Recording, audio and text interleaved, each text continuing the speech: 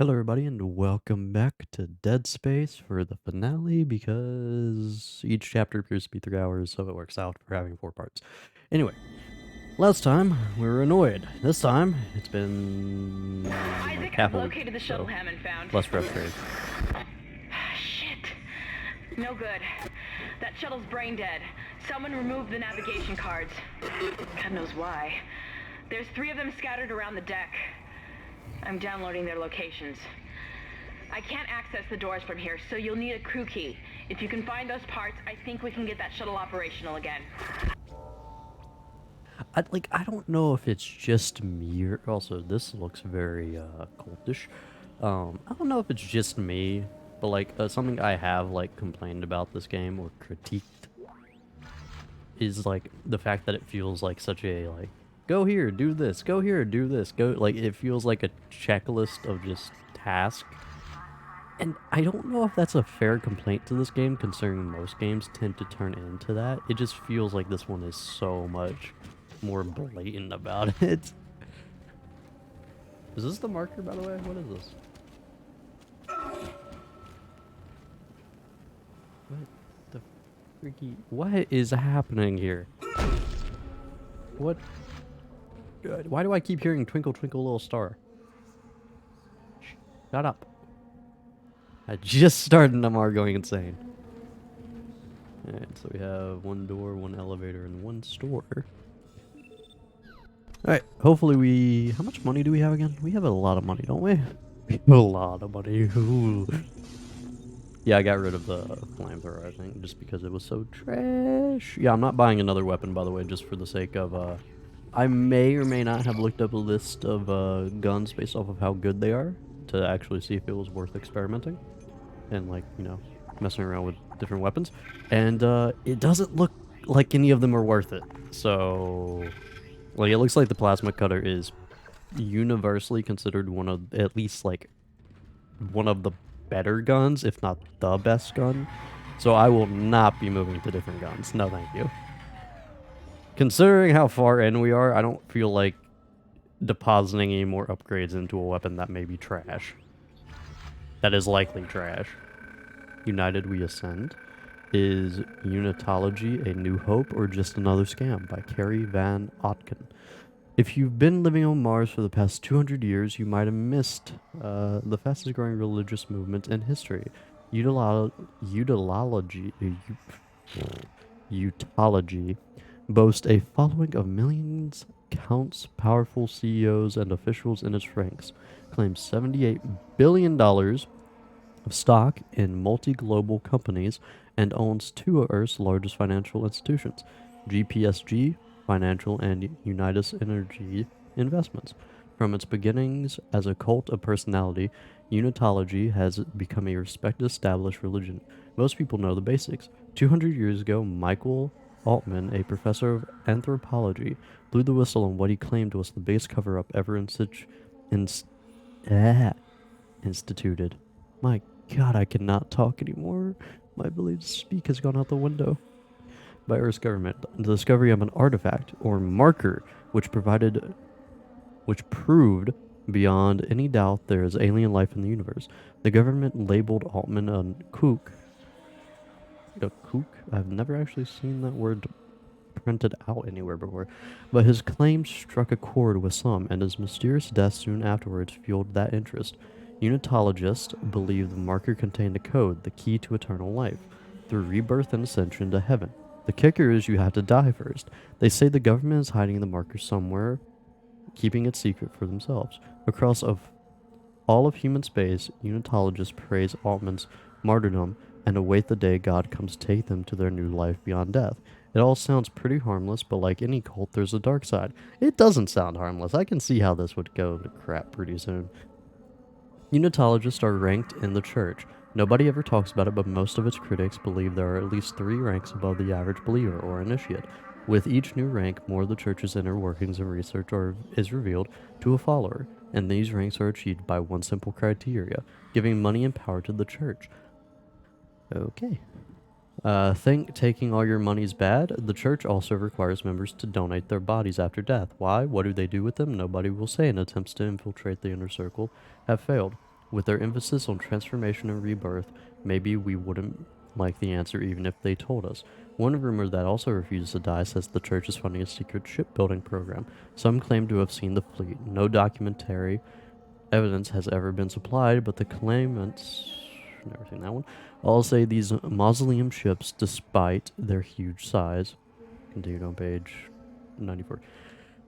Okay, so, cult now. So the marker has some form of religious standpoint, even though we don't have any solid foundation for it actually being supernaturally enhanced. We just have a conspiracy currently. I can't pick that up for some nice reason. So all we still have to go on solidly is that there is a conspiracy for the marker. It created a cult, and we know that at least some part of this virus has been created by human beings, based off of the one doctor that's still running around somewhere because he hasn't died yet. Because, like, the biggest mysteries we've had so far... Oh, hey, speaking of... Sure, I'll come in here. What do you cling to when all must seem so utterly hopeless around you? Dr. Cross was a true believer. She had faith. And now she awaits her transformation. Her rebirth. Are you ready to ascend, Mr. Temple? Of course you are. Have no fear. You will play your part soon enough. Witness the conviction of a true believer!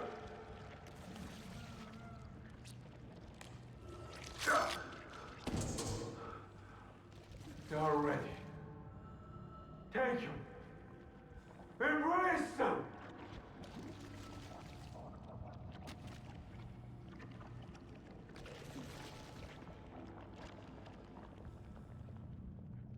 Oh, okay. I was expecting him to transform. Is that just me stepping around? Yes, okay. So yeah, currently, like, our biggest questions that have yet to be answered is... Well, like, the biggest question is, what is behind all of this madness? Is it scientific or is it supernatural? And with the introduction of the cult, it doesn't necessarily have to be supernatural still. Because you can have people believe things and not be correct. Like, just because a bunch of psychos are doing something doesn't mean that what they're following is true. Even if there is, like, some crazed phenomenon behind it. Oh, that's nice.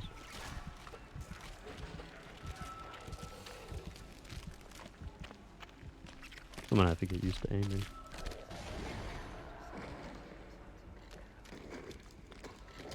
Oh. That sucks. Okay.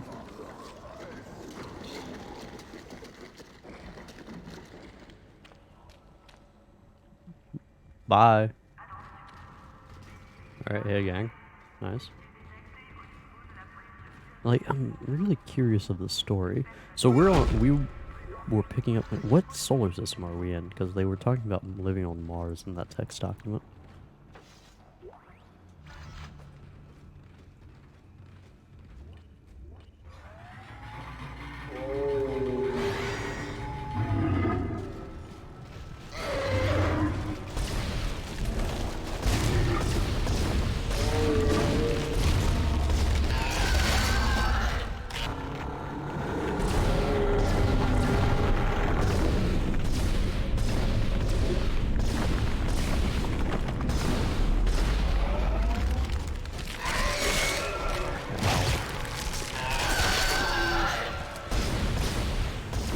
Man, I love how zoomed in the camera gets.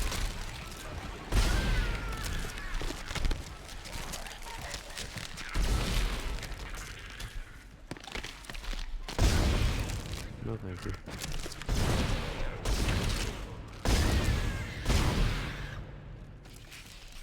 Still one more left.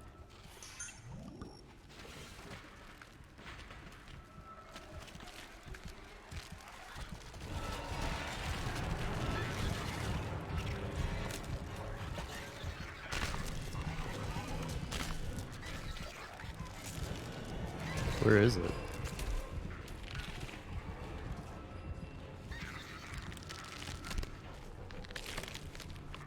Oh, there. Stupid thing.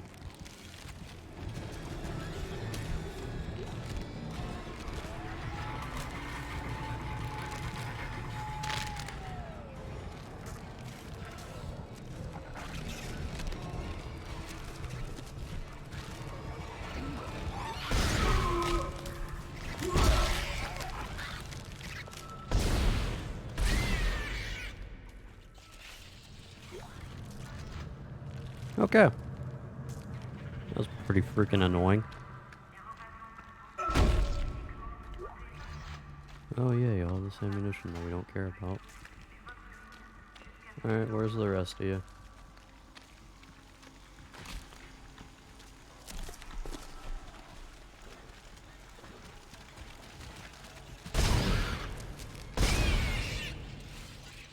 Cool. Pretty sure there might be one or two more. Rookie, cool. Oh.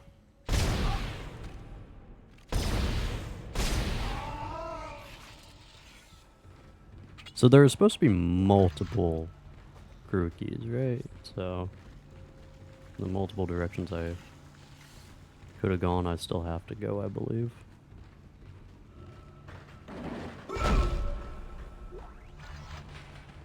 I'm so happy I have so much money.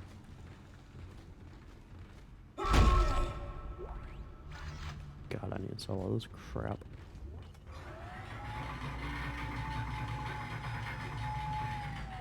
Like I said, like, if I still stand by, like, I said it in frustration, like, accumulated irritation last part. Mr. Clark, I really must speak with you. Who are you? I'm very close to your position, and I know you want to hear what I have to say. I can explain all this. So what happened? When you have the nav cards, I'll let you into the security station. We must talk. Hurry. Okay. Anyway. What was I saying? Oh yeah, last part I said a lot of like my critiques and frustration. But at the same time, I kind of stand by. God, specifically the stiff. Jesus. Bro, brother.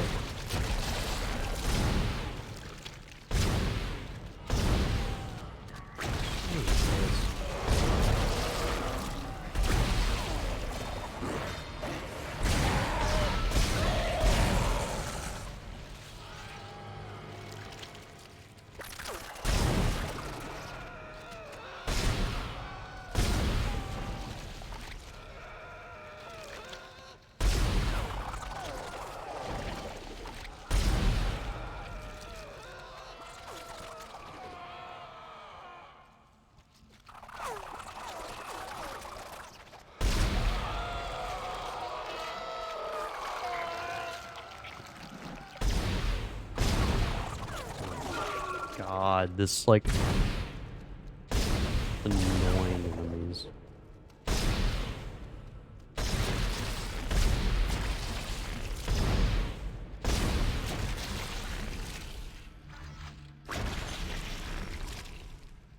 Legitimately, with how annoying it is to tag those things, each one of them should give you back ammo. Each and every single one of them. Give a bullet back. Oops. That's the map. God.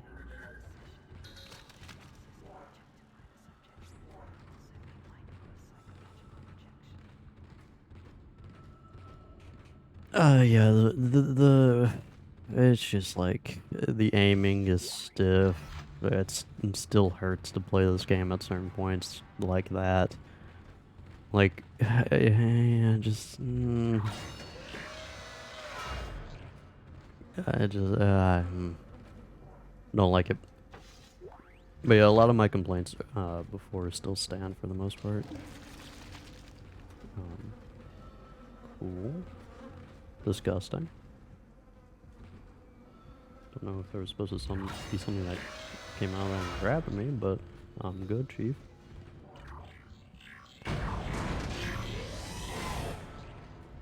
I don't even know if stiff is the right way of describing how the gameplay feels on like how precise the aiming is.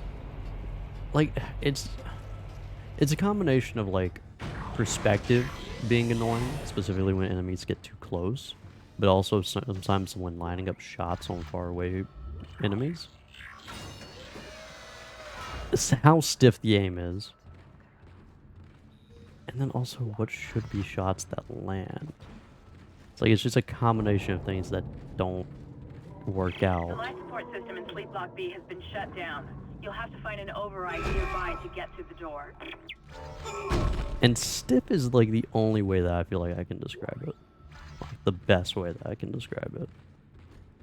But that doesn't even feel like an apt description.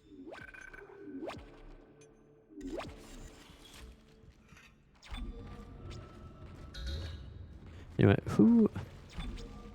I still like I don't care about any of the characters. I'm just gonna state that now. I really don't care about the characters. I don't care about Isaac. He hasn't said or done much. Like he is an empty vessel for us to control. And then the chick, I don't even remember her name because she's like all this game has literally been like the characters being like, Isaac, we need you to do this, this, and this, and it's like, okay.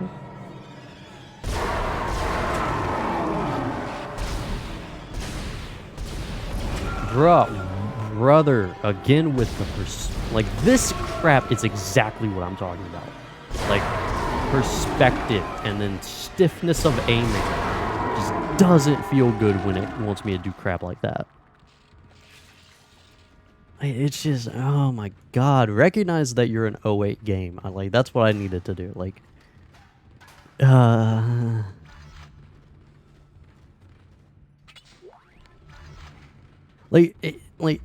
don't know. Like, if the perspective were better and if the aiming were, like, smoother in terms of moving around, I wouldn't be as opposed to this. So maybe, you know, the current game that's out would be, like, more worthwhile in terms of gameplay. But, like, this one just feels like it hurts too much. It hurts too much to play. I don't know. I just maybe it's because I've now played like 8 hours of this game and had to suffer from like the same issues. It's like maybe that's fine.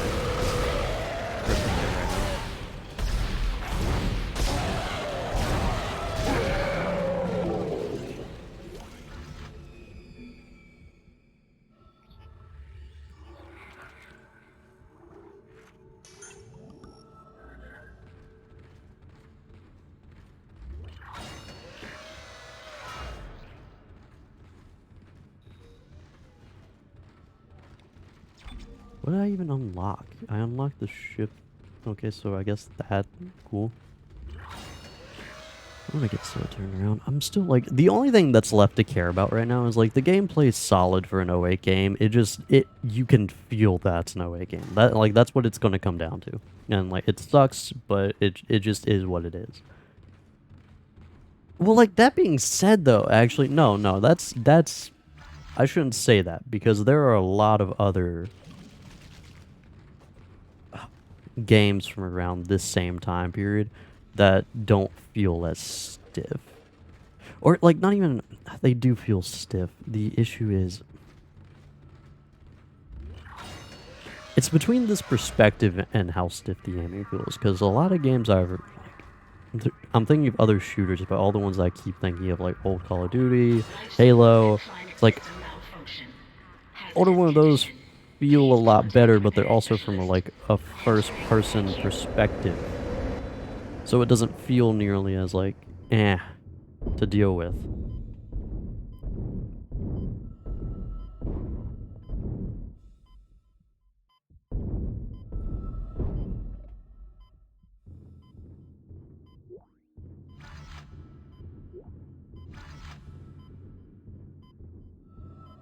I'm trying to think of other, like, third-person shooters that suffered from the same issue.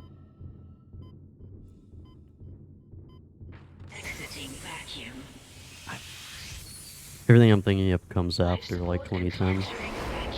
But even then, that's like it is actually a pretty decent jump in terms of gaming, like gaming potential.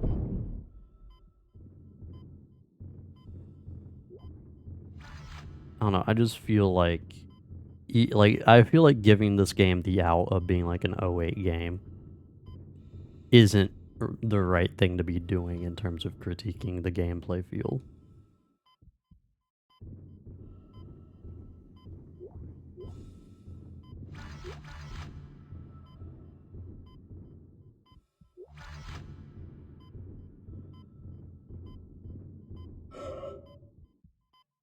Life support and climate system malfunction. I get I really do feel like it's just like the perspective mixed with the stiff aiming mechanism and how precise you have to be that leads to the build up in terms of frustration. Between that and like how the enemies move, like how sporadic they move, it definitely feels off.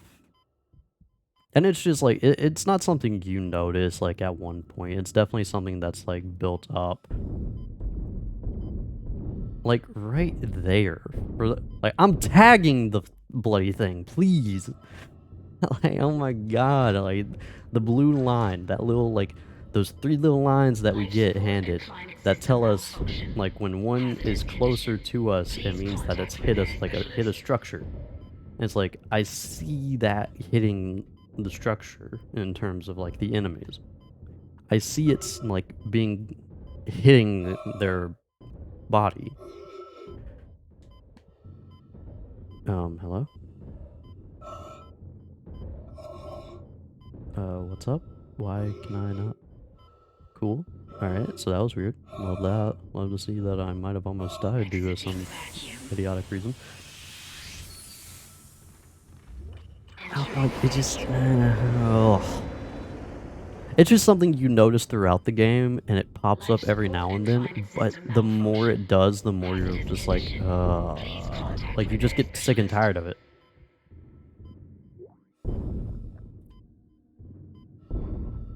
Mainly with, like, the tentacle portions, and it's like, they give you, like, the gun aiming change, which, thank goodness for, like, that is a pro of... What are you doing here? Weren't you on the other ship? Because that was the fast enemy, I believe. Like, thank goodness they give us, like, the aiming switch up. Otherwise, I don't know how playable this would be with, like, the plasma cutter like that. Because at a certain point, you do have to switch it for, like, the tentacle shots. Like, the enemies that the, like, chunky guys shoot out. Or, like, even going for the legs, honestly, on a lot of these enemies, you, like... It's much easier to just use, like, the flat shot rather than that. It's better to use this for the arms, or at least it has been for me.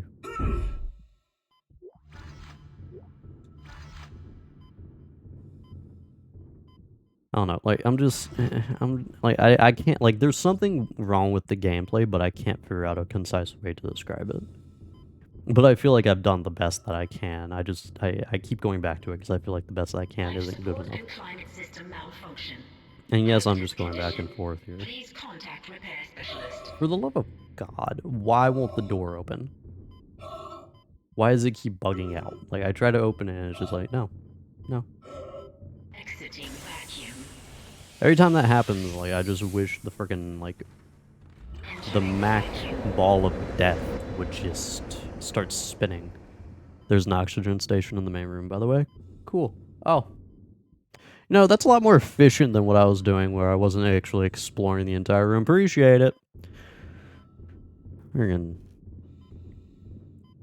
I don't know, Sumo, how long have you been here? Long enough to hear me ranting about, like, the aiming? Life support and climate system malfunction. Hazardous condition. Please contact repair specialist. Being very methodical and looking around, which is why I've been listening for a few minutes. How would you describe, like, have I been fair to the game in terms of, like, aiming? Or, like, the gameplay mechanism of this game? Gameplay aspect of this game?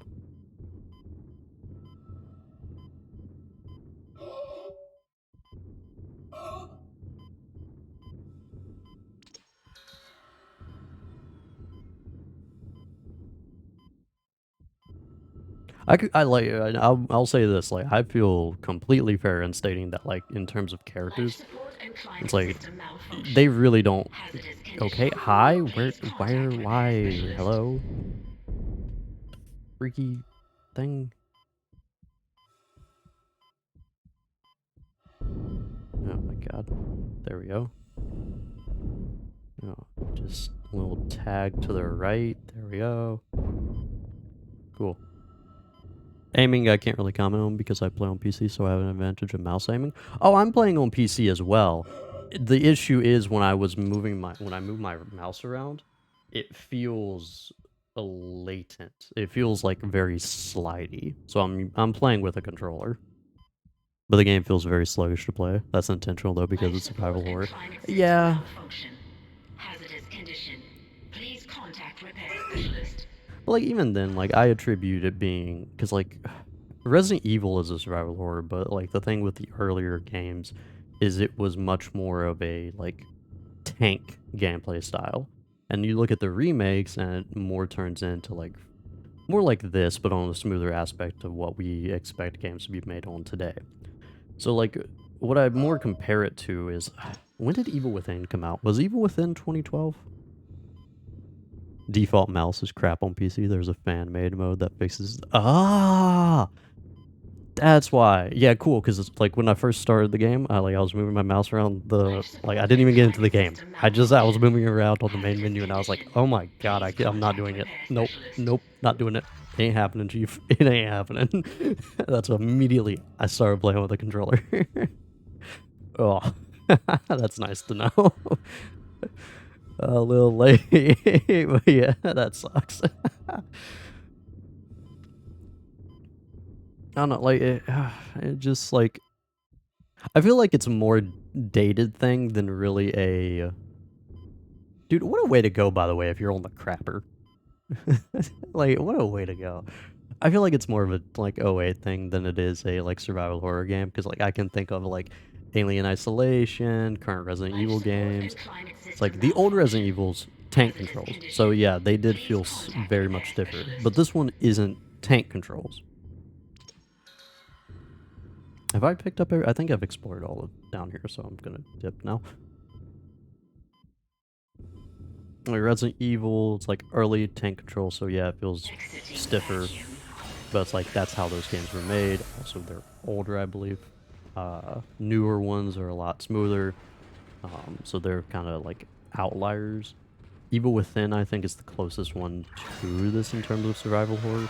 Alien Isolation is a first-person game, so it's obviously going to feel smoother than third-person. Whenever I play this game, it takes me like 20 minutes until I get used to it again. Yeah, yeah.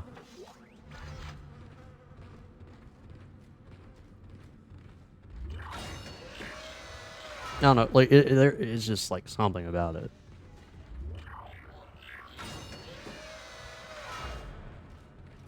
What, have I explored everything in here yet? Have I? I entered through here, right? Locked. Save. I believe I've gone up to the bunks, right? Yeah, I've been here. Okay. Wait a second. Just realized I'm being an idiot. Although the lighting looks better in here.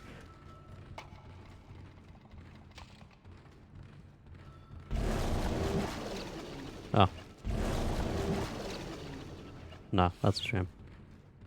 I saw the little magnet thing that usually means I can move stuff, and I thought I could. Nope.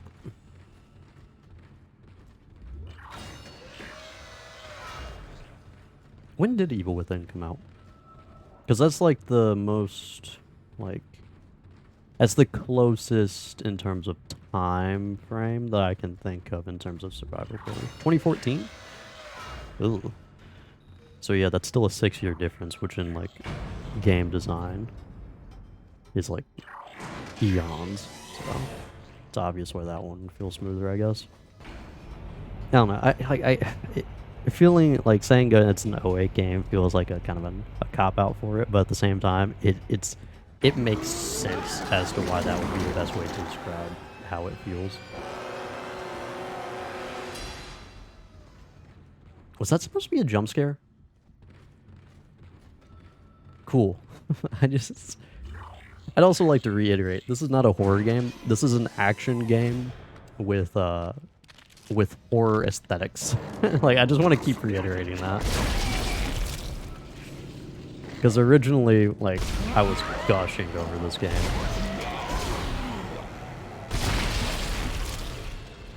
Like, for its horror aspects. And I still stand by my earlier statements in, like, the first part. Of, like, the lighting's well done, the audio's well done, the enemy designs are phenomenal. Like, on a visual standpoint, this game nails everything it goes for. Like, it is... I also say the same thing for the most part about most survival horror games, though. It's like, this is a zombie shooter. This is essentially just Resident Evil sci-fi, like, space edition. That's pretty much what this game turns into, or is, I should say.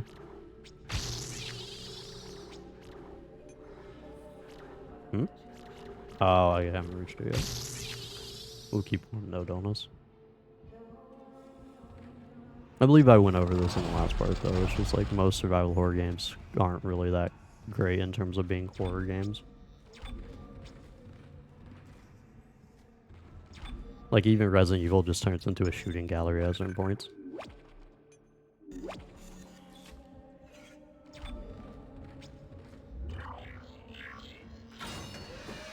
Especially when you get a freaking grenade launcher. I feel like that's kind of like the... You kind of jump ship.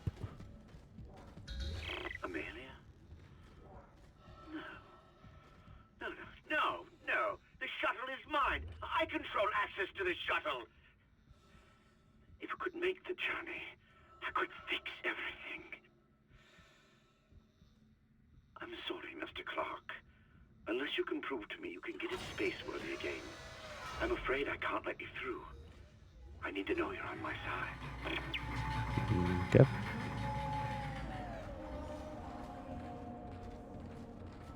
Like, the only survival horror game that I can think of that's, like, purely horror is Alien Isolation.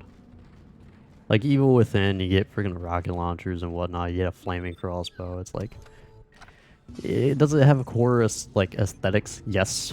Is it cool design? Yes. Like, on all standpoints, it's like, yes. But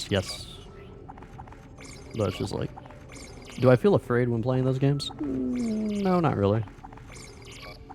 Like, I haven't felt, like, fear of this game since, like, that first part. Like, the first, like, 5 minutes in, but that quickly dropped off, I think.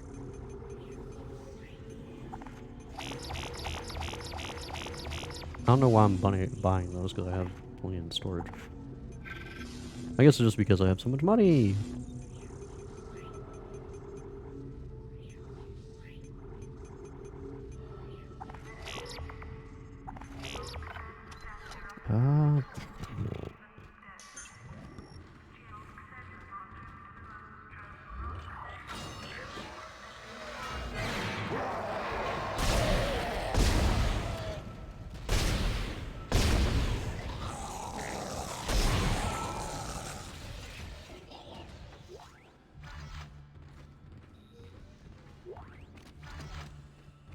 Sumo, what's your take on the characters? Like, is there anyone in this game that's worth caring about?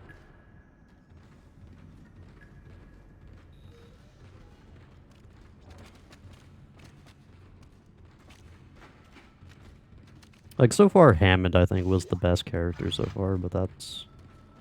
Like, even then. And again, it's like the same consequence of, like, the gaming media format. It's just, like, you have to prioritize gameplay over character development, and, like, story gets more time than characters overall. Depends on how spoiler heavy you want me to be. Ah, okay. Yeah, no, you're good right now then. Because I'm very curious about this story. Like, I still want to figure out, like... Because if I've been paying attention correctly, all we know is that this has been kind of man-made created, but there is still this aspect of dementia that seems to be... has been implied to be supernaturally based off the marker. And now we understand that there was a cult behind it, even though clearly there was a religion starting up in the earlier logs that we kept finding, or related to the marker. So it's like, all I currently have in terms of knowledge for like what the hell is going on is marker, maybe supernatural related, maybe nothing, may have like chemical aspects to it that cause people to lose their minds. There's a cult behind it. But I like all the characters in this game. Granted, there's only like 3 characters here. Yeah, like that's the good thing about this game, though. Like I will say is that it doesn't have an expansive roster of characters that you try to care about. It's like there are a few games that want to like supply you with like 6 or 7, and it's like that's too many.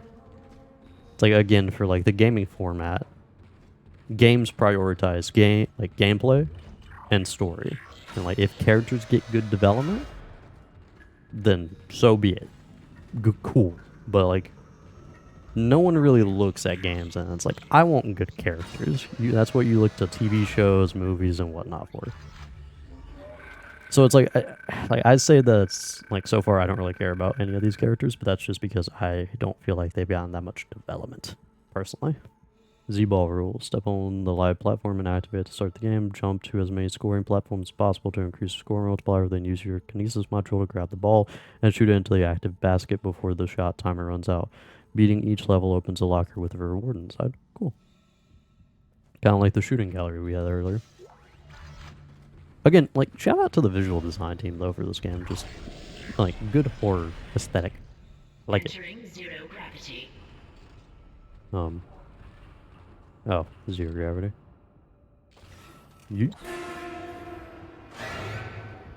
That part.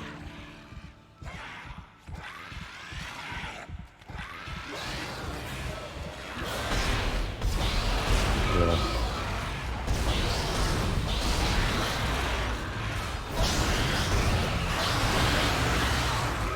Oh my god. Die. Yeah, this probably would be easier with like a mouse and that mod you were talking about, honestly. Jesus, there's so many.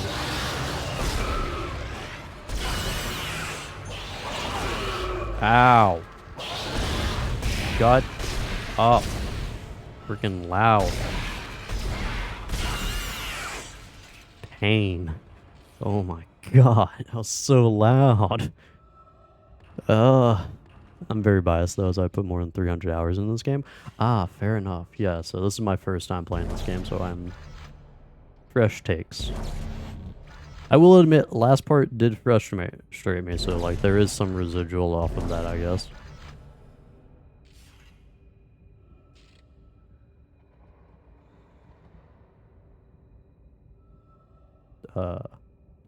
That's like I have to give respect where respect is due.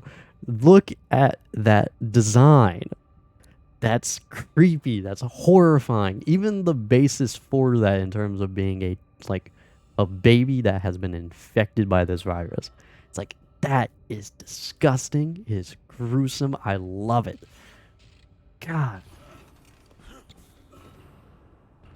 It's so just Starting game, level 1.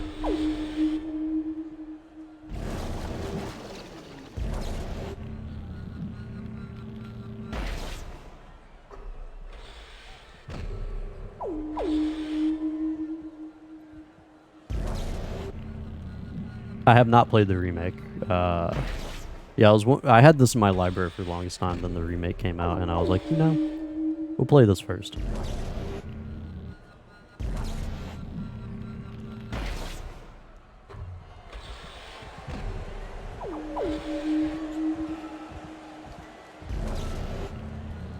So yeah, like I've been just guessing that the remake feels a lot smoother. In which case, a lot of my complaints for the gameplay of this game would be pretty much eviscerated instantaneously.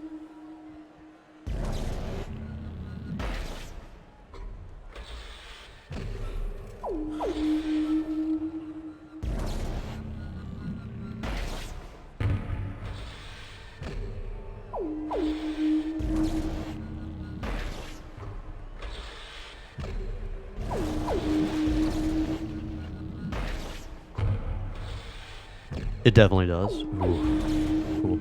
Oh, I can play it with a mouse too. Mouse fix might help with some of your complaints. Cool. If you ever feel like giving it another playthrough. Oh, yeah, I'll definitely do it then.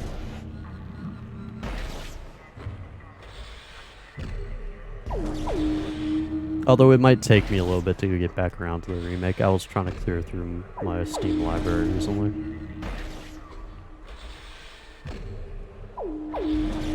Like, that's why I started playing this. Outside of the remake coming out, I figured I should probably go ahead and start clearing through stuff. I wanted to play Dark Souls recently, so...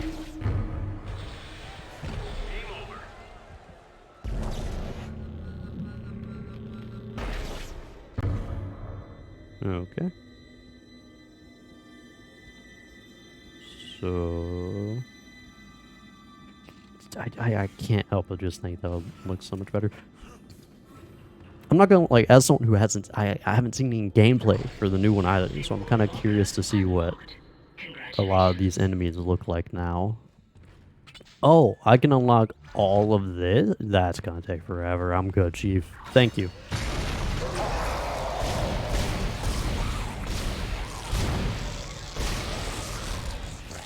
Thank you, but I'm good.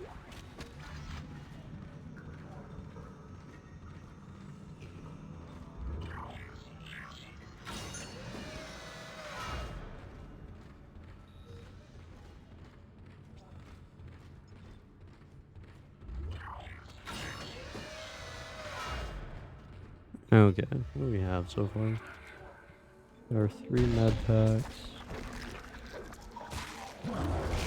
Oh.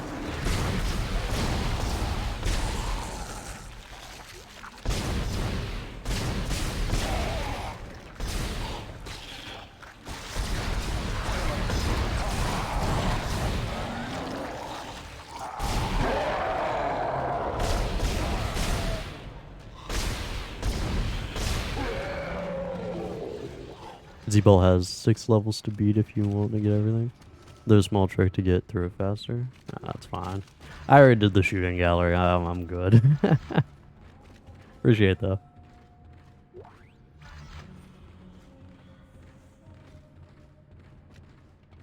I mean, it's not like in this game. It's not like Resident Evil that gives like you attachments for weapons to make it things smoother. So far, in terms of items, it's like this game doesn't really provide to me much that I care about. Unless, like, it's a schematic, I guess. A schematic would be nice.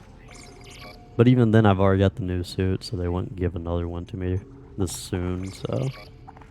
I don't even know if there's anything in there that I would care about. Not like you need the resources. Yeah, exactly. Am I wrong, by the way, for thinking, like, as someone, again, who has 300 hours in this game, asking a professional, it would seem, is there any reason why I should care about trying to use other weapons besides the plasma cutter? I upgraded the flamethrower fully, and then I got rid of it, because I was just like, this wasn't worth it.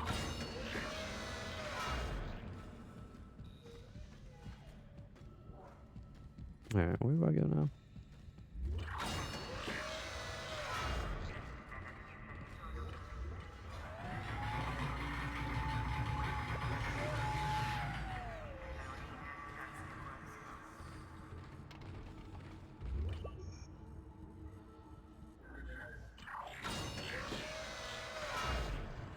Ah, this way that I didn't even try to unlock.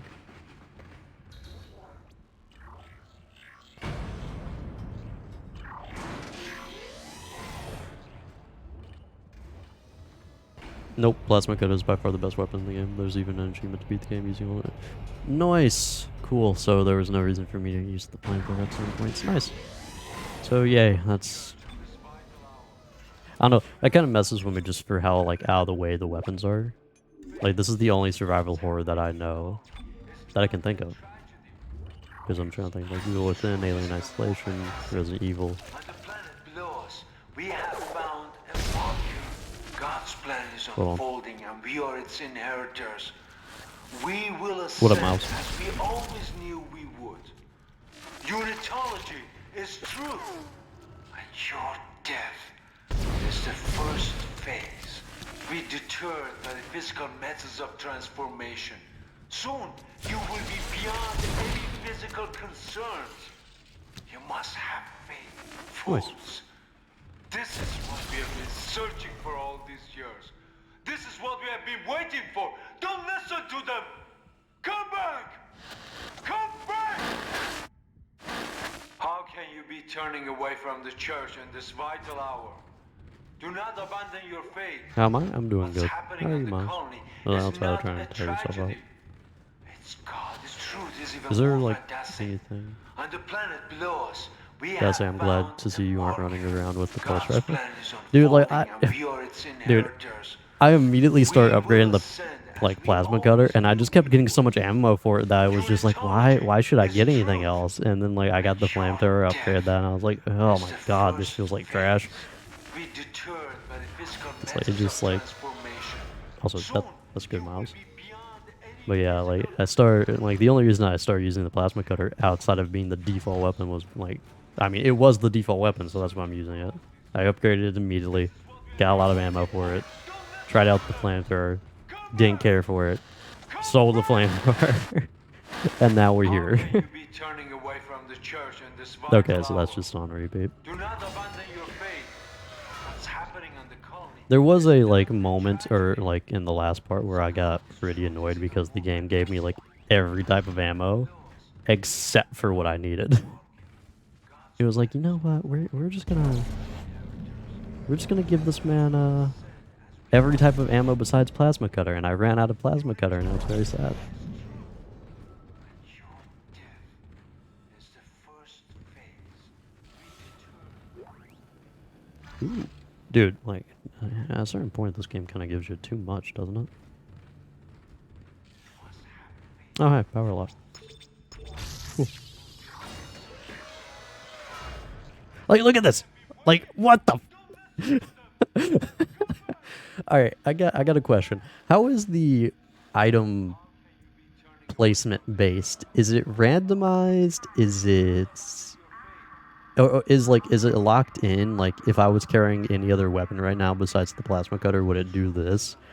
Or is it randomized based off of what gun I'm holding, or like what I'm prominently using? Because I still get the other weapon type ammos.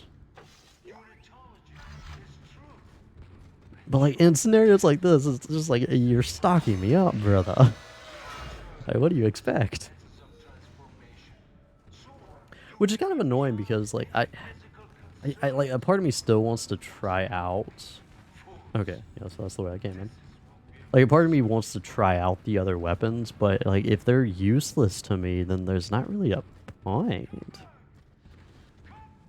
Ammos, depending on which weapon you have with you. Obviously, you still get random bits of ammo for other weapons, but 95. Okay, so like I just so happened to run. I think I was still running around with the flamethrower at that point, so it makes sense as to why like the plasma cutter ammo would be so.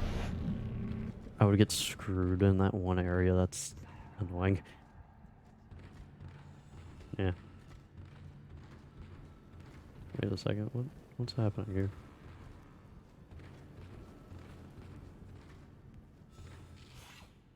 Am I high? What's happening?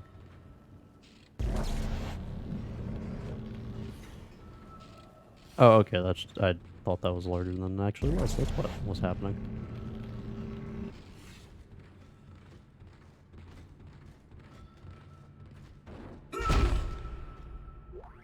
I was thinking it was randomized in terms of like, or not like locked in as being specific types, but more like what you're prominently using. At the same time, it is kind of frustrating to have to deal with.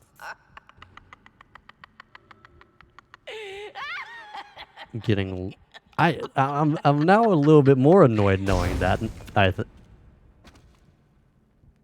Okay. I'm now a little bit more annoyed because of last session than I think, because I got so screwed for no reason, it seems. Then I got screwed by luck. That's annoying.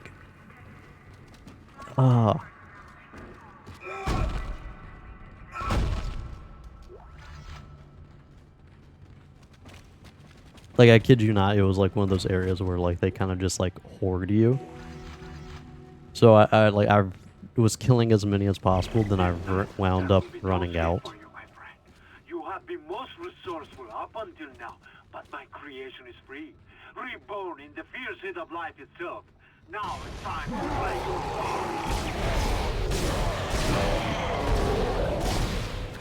Like, it was one of those horde sections, and like I ran out of plasma energy, and they just wound up. Oh, hey, you're the one that I need to stop for a second, please. Thank you.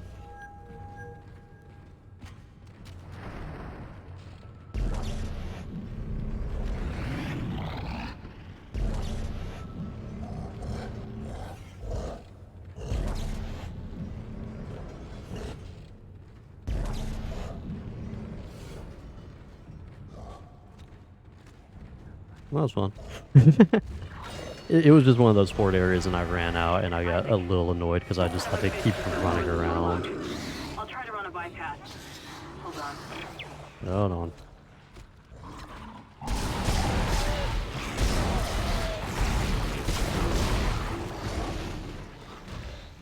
Cool.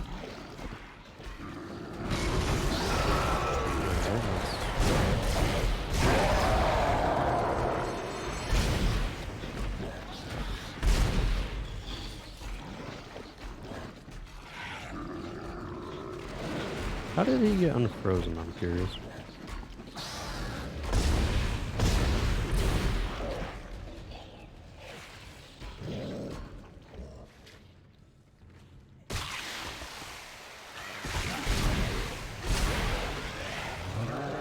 Goodness, more than one shot, or more than 2 limbs, why? Enough.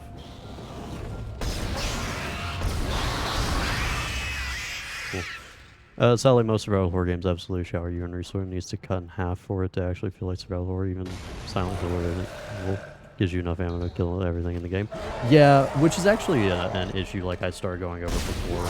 Like in the first part, like I noticed how much ammo I was getting, and it was kind of asinine. Okay, I bypassed the lock. Get out of there! Because when it was at the very beginning and the like plasma cutter was all you could get, it just that's genius. It kind of felt like all they were giving you was plasma cutters. So like you'd take like 2 or 3 shots to kill off one of like the early enemies, and you'd get 4+ ammo for like your trouble.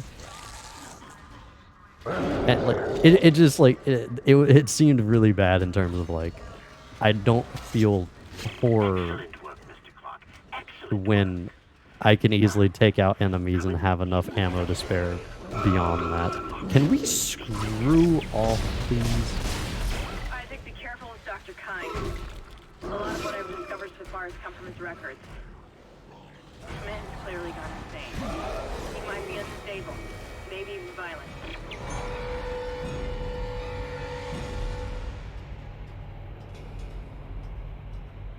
But yeah, like that's a constant issue with most survival horrors, which is why I say for the most part survival horror games aren't horror games. Now, I'm not one of those people that believes like, oh, you give the player a gun, it's no longer a horror game. No, no, no. That's not the issue. It's when you overload the player with resources, it's when it stops being a horror game. Like, my biggest example, like my best example, is my favorite horror game, Alien Isolation. I will gush over that game for years to come. Because that game is one where you have resources given to you, but you cannot kill the enemy. You can fend him off, but you can't kill it. That is a really good enemy at that point. But like Evil Within, at a certain point in that game, you can just start one-shotting enemies. Like after a certain number of upgrades, you're just like pop, pop, pop, and like you're good to go. You can make your ammunition just as quickly as you can get rid of it. Resident Evil, pretty much the same thing. There are certain aspects after boss fights where like you start to run low, but they prep you for those fights anyways.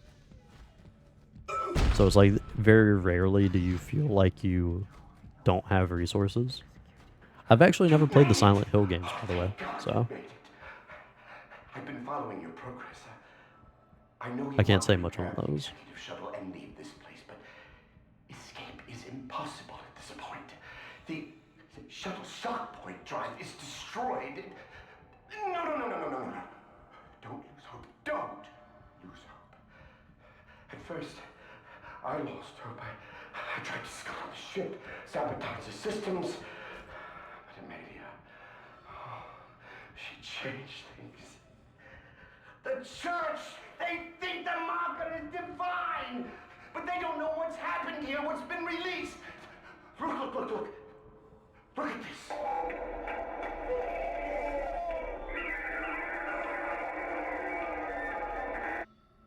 That is what we found in the core of the planet.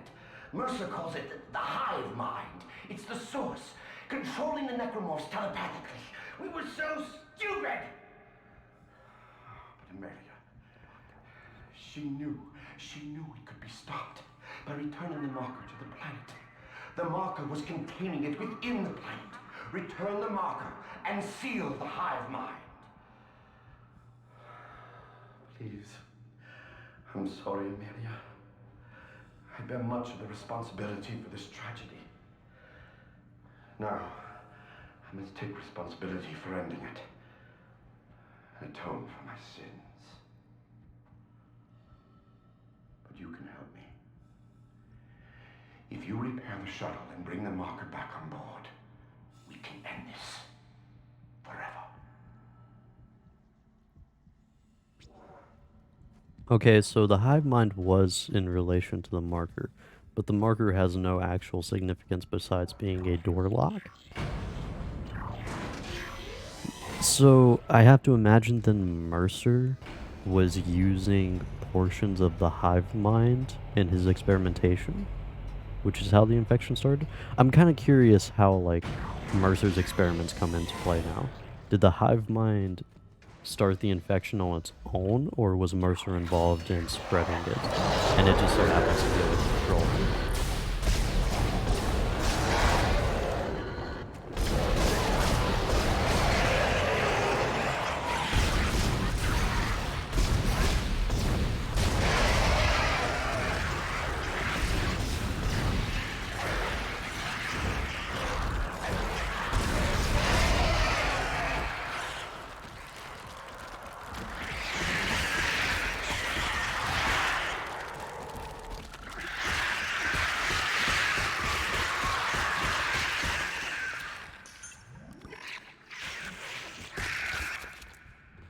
Irritants.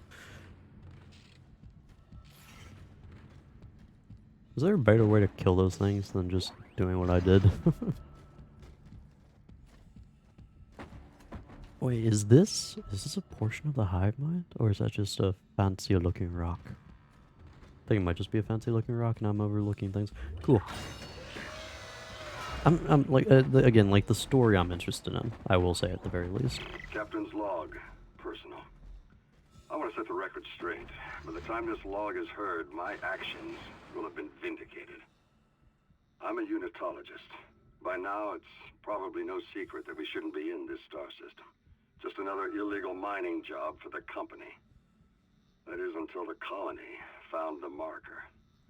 That was when the church took an interest and chose me to lead this pilgrimage. They also ensured many of the mission crew were devout. My primary instruction was to get the marker up from the colony and on board the ship. Dr. Kine, the CSO, is an expert on the original marker and was tasked with deciphering this new one. He says he's making good progress. My decision to quarantine the colony is sound. They've got some kind of epidemic down there, and I can't allow it to infect the ship. Not with such precious cargo. Not when we are so close. Planet Crack takes place tomorrow. We'll continue to decipher the marker, and when we return home, we'll pass all our findings and the marker to the church. The government isn't going to cover this one up. Altman be praised. Okay, so all of this is an infection based. I think what I'm doing is I'm looking into what Mercer was experimenting with and just assuming that he was a part of the infection, but if the epidemic started down there, it had to have been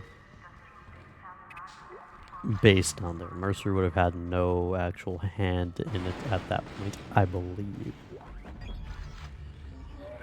Text law, personal law, no immunities are running the ship. No one so far. Oh, okay.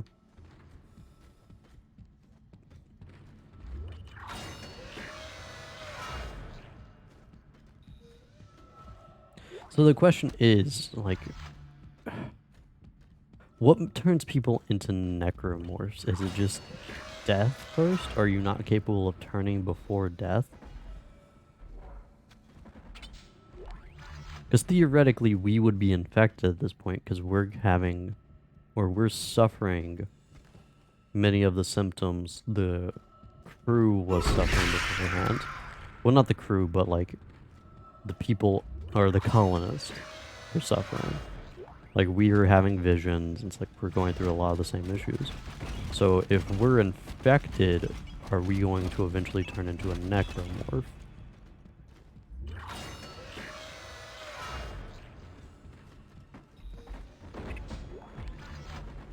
And if we're infected, why is every other infected creature attacking us?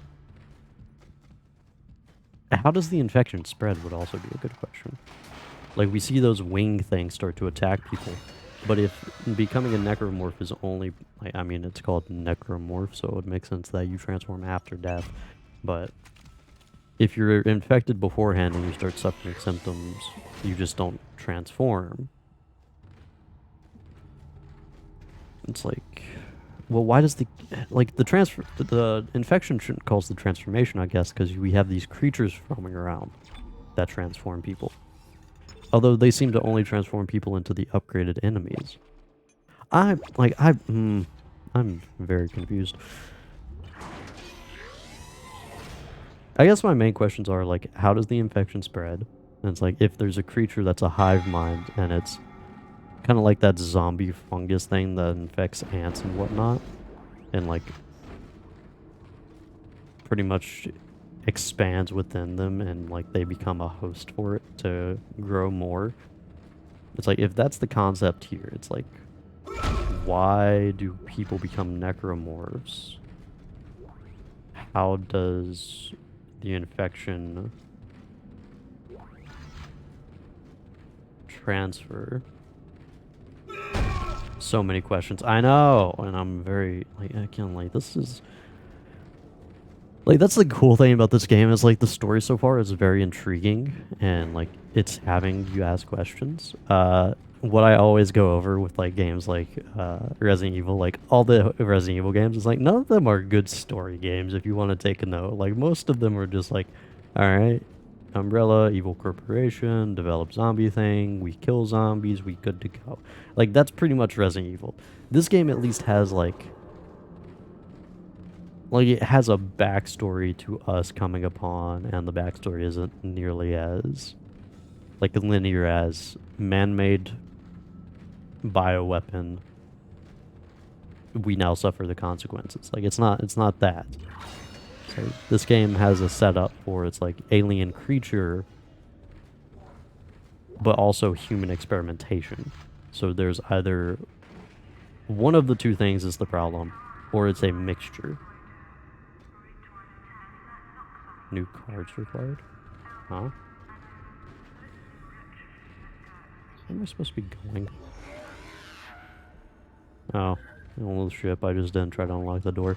New mechanic that was introduced in this chapter, so forgive me for not being used to it. Or at least last I checked, we didn't have the capability of opening any doors prior to this. Oh?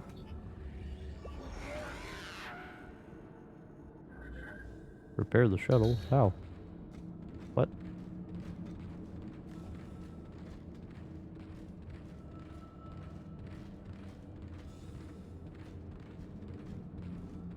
How doth one fix the shuttle? On the wall inside the shuttle? Oh, is it that little control panel thing?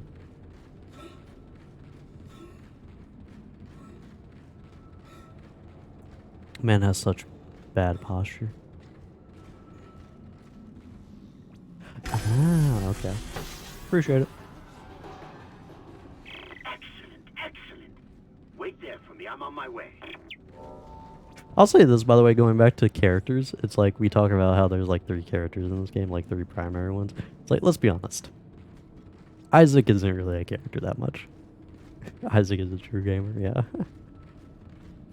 Like, let's be honest, Isaac isn't really a true character. When you have a character that doesn't talk much, it's like, they're not...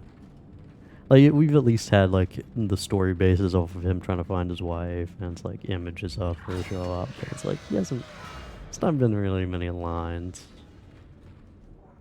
Test firing shuttle engines.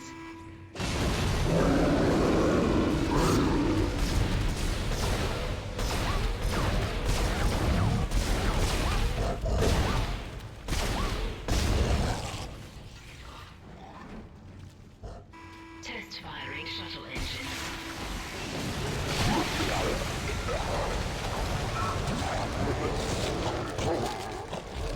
Although, like, I also go from the standpoint of it's Doom Guy and Master Chief. Well, Master Chief actually had a few lines later on. Doom Guy is not a character that, or like, wasn't at the very beginning. Like, when you have a character that doesn't really have lines, and like, you have to kind of like headcanon your own, like, development in there.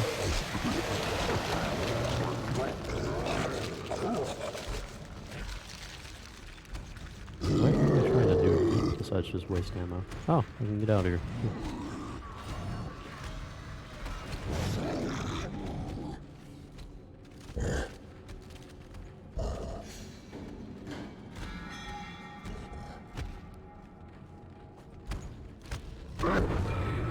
Ow.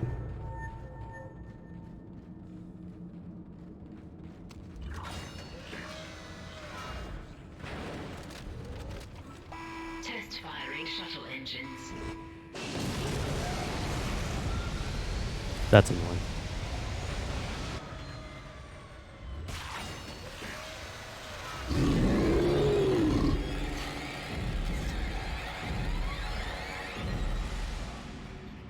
Okay, where am I supposed to go now? Release the shuttle? Oh, was it the other control panel? Oh, I guess I could technically just... Hold on. I'll shoot us up its legs here. And have it regenerate. Hello?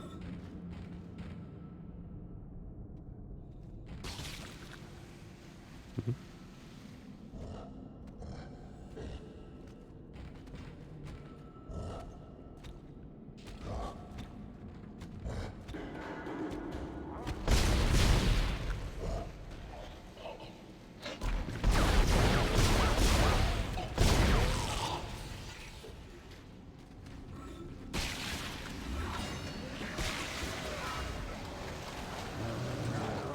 Test firing shuttle engines.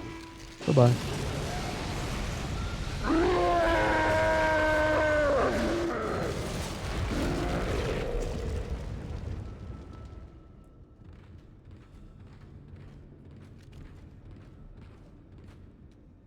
Stand by. Uh-huh. Oh, here we go. It works? Yes, this will work. There's still time to make things right. The shuttle needs to be released before launch. The control platform there. I need you to guide the undocking procedure while I start the shuttle's engines. This will make us whole again. Hurry! I'll take the shuttle up to the flight deck where the marker's being held.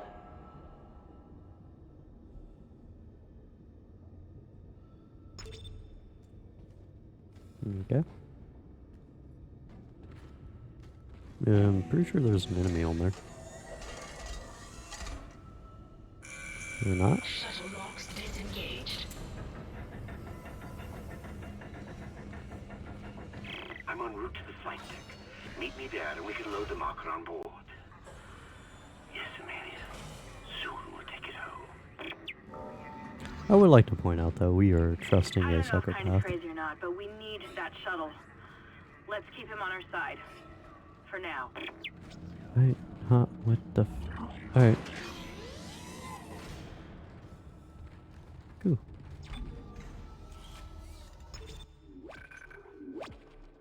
First we froze the bloody thing, and now we've torched it. Let's go.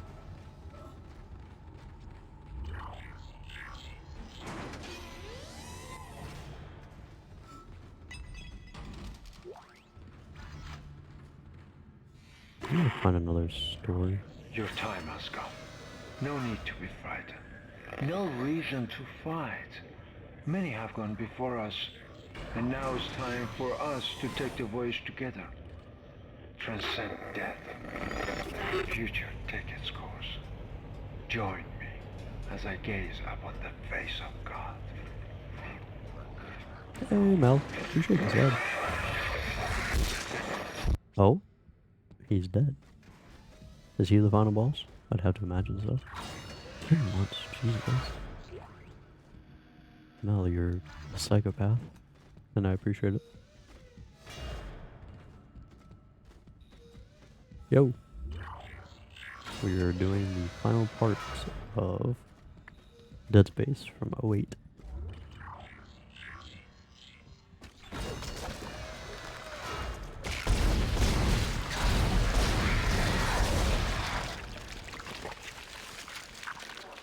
Cool.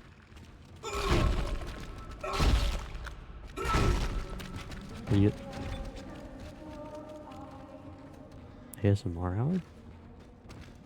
Oh, is it because of your mic?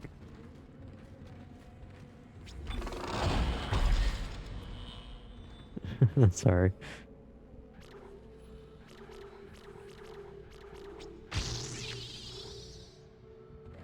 Yeah, I was listening a little bit to the like last part, and it was very quiet as well. So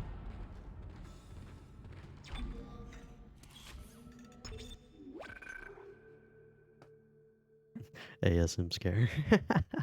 What up, Dan? Dear Lord, everybody popping in for the last part. Dude, I am so confused but intrigued by the storyline here. What's up? Just, you know, killing crap. Same as usual. Getting killed, killing crap. Really feel like that Dead by Daylight grind going on still. Except slightly less frustration in this game, even though there's still frustration. Alright. Chapter 11, here we go. Bruh. Like, I have felt a bad compulsion to want to go back to Dead by Daylight for like a game or two, and I know what will happen if I do, and that's just gonna be like, ugh. I watched someone play it recently, and I was like, alright, so here's what's gonna happen. The killer's gonna like just slug eat the last two survivors, and they're hungry for the 4K, and they're gonna tunnel the first person out that they can, and then they're gonna like camp the second person, and then it's gonna be a slugfest for 4K, and that's exactly what it turns into. Nothing's changed. Ugh. And yet I still want to play it for some reason. I'm approaching the shuttle hangar. You must find your way to the cargo bay. The marker, it's being stored in there. There's a cargo loading lift there you can use to deliver the marker up to the hangar. Please, you must help me with this. It's the only way. Okay, so we're using the marker to get the hive mind off the ship, but that giant monster, where is it? We already blasted one off the ship. But even then, like, if it's a hive mind, is it going to be put to sleep once we put the marker back where it was? Doubtful. I mean, to be fair, we probably don't have anything else to try. It's the desire to play the game how it was when our group was in its prime. Now it's just, it's such a bad spot. Well, I mean, the thing about it, it's like been in the same bad spot for a long time. That's what we worked around it. I mean, originally, like, we put in, what, like, a couple hundred hours just playing private matches, custom matches, and they were always fun because, like, we actually went for scares and whatnot.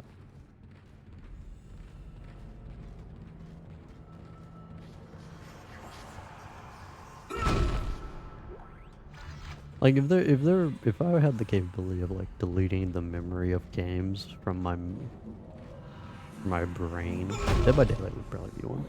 Like, Dead by Daylight's a fun game for, like, the first couple tens of hours before you realize, oh, hey, issues. I Heard screaming. Okay. Cool. Oh, what amazing. Just delete the save in our mind, right? Eventually when, like, we have chips put into our skulls, sure.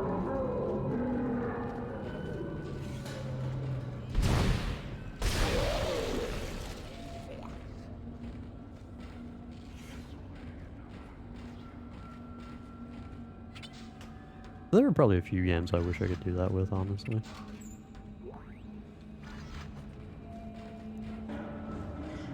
Probably Outlast. Outlast being one of them. Outlast is such a, like, great game if you don't know what it is beforehand. But, like, if you've seen gameplay or, like, have played it before, you quickly, like, realize, oh, hey, I can just run through, like, the entire game. Easy J stand when you fix that with enough alcohol. Yeah.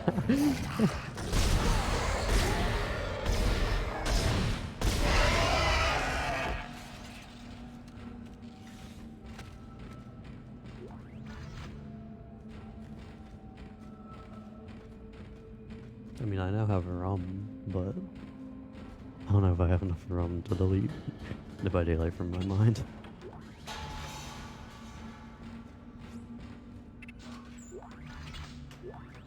I guess it's not even like, there are a lot of games out there that's like you can play another time and still have like an enjoyment of them.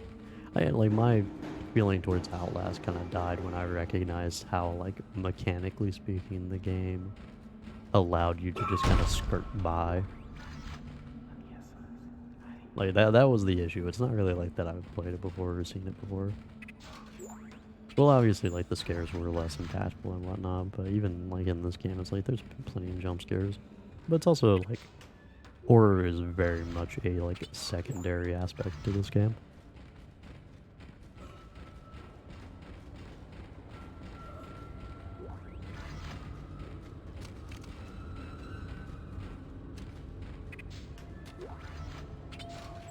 Don't even know what I just picked up. Cool.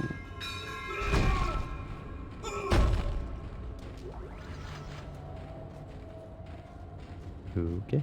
Oh, hello. Here we are. Yes, I wish to retrieve cargo. Hey, yo, shout out, by the way, to finally getting Halloween 5 on DVD.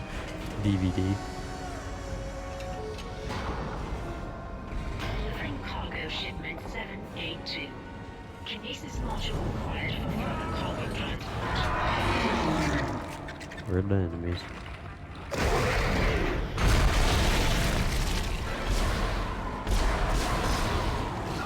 Okay, so I guess the giant one is on the ship.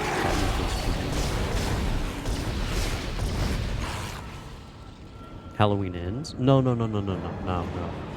Halloween 5. Not the new ones. The original, like, Halloween 5. Revenge of Michael Myers.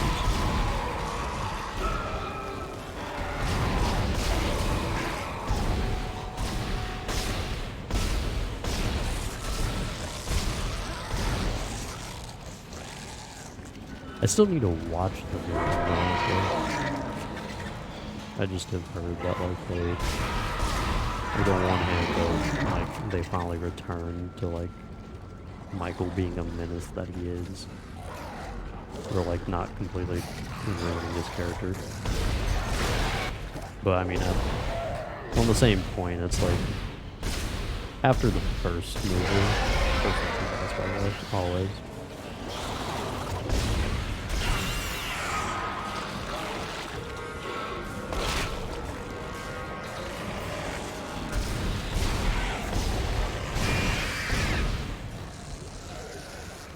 Hold on, give me a second.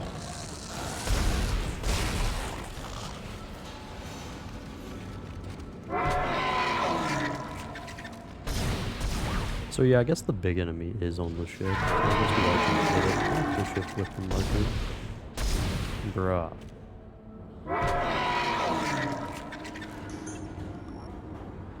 Where is that?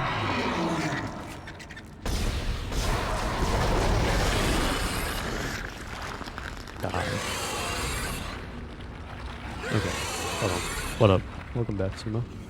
Loki, I want to see you interact with one of the newer vanilla characters I came into contact with a few days ago, and it was not what I expected.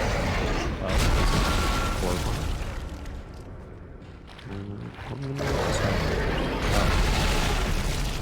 That's awesome. Cool. I'll just not be able to move.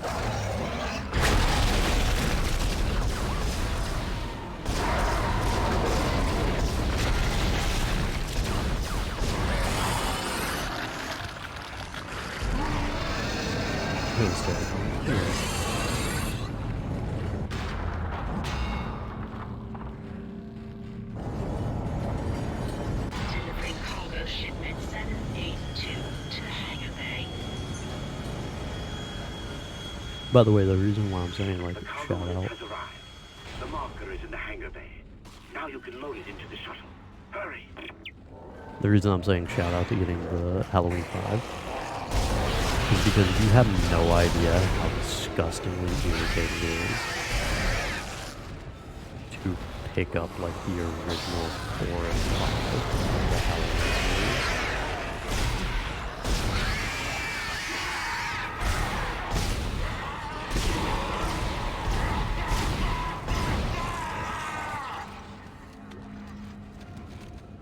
Like, it's not like Nightmare on Elm Street or like Friday the 13th or even like Saw. It's not like it was made by the same company over and over and over again. For some bloody reason, someone decided to have Halloween, the like original not trilogy, like with the original like series, like the original first movies before like the remakes now. It's like nearly all of them, like the first one was like DVD was released by like Scream Factory, I think, or something along those lines. Friggin' second and third one were released by Universal, I think. Fifth one, I could grab the case, but I'm not going to. I restored power to Point the is, elevator. Hang look to the up. hangar Do bay me a and favor. Get the marker on the shuttle. I'm heading up to the flight deck now. Oh god. I'm just gonna run for it. Wish me luck. Good luck. Like, do me a favor. Look up right now and see if you can find the 4th and 5th Halloween movies on for a cheap price,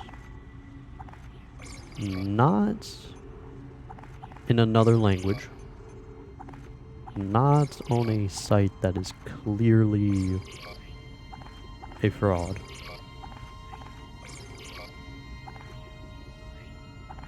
And not a part of a bundle. Because, by the way, there is a bundle on Amazon right now for the Blu-ray versions of, like, all the Halloween movies for, like, $650. Like, are you kidding me? No. I'm good. Thank you, though.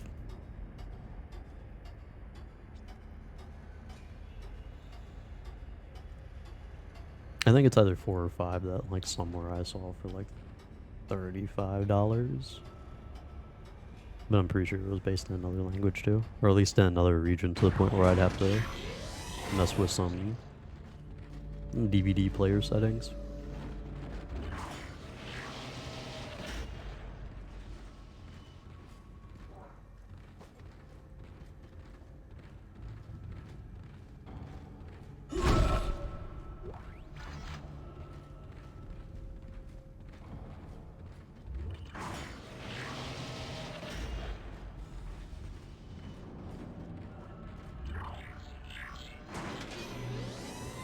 Oh, just making conversation. Just happy about something today.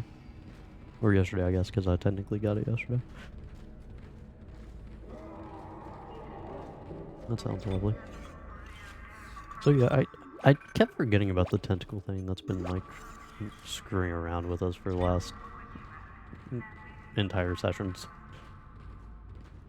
Hazardous anomaly detected. Quarantine activated.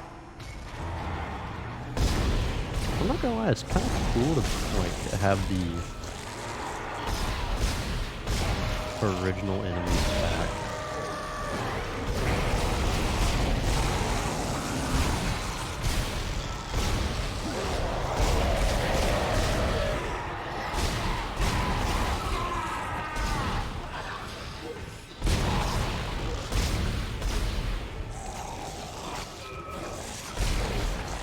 Like, we've been dealing with these annoyances for the longest time.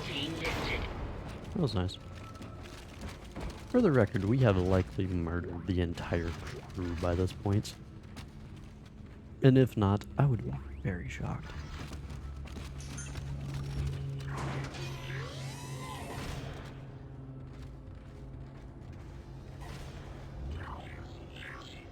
Excellent. I'm going to dock the shuttle. Got to be careful now. Careful. Does it really sound like ASMR though? I'm bringing the shuttle down now. The automated loading controls aren't responding. You'll have to shut down gravity in the hangar bay, and then manually bring the marker directly beneath the shuttle. I feel like that's going to be a little bit difficult without having, or with gravity. Sometimes. Nice. Wait, where's the panel to shut off gravity? When the game isn't screaming over you? Ah, fair enough. Yeah, no one's told me to adjust the level, so I haven't.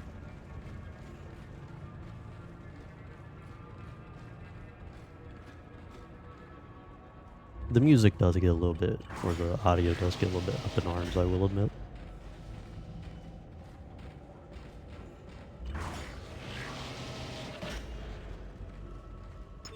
Entering zero gravity. Ah, he wants us to turn off gravity. I'm an idiot.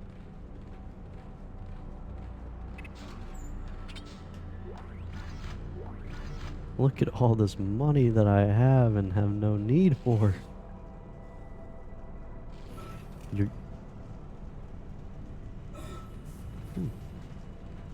I don't even know why I'm not worried about freaking resources. Really shouldn't be.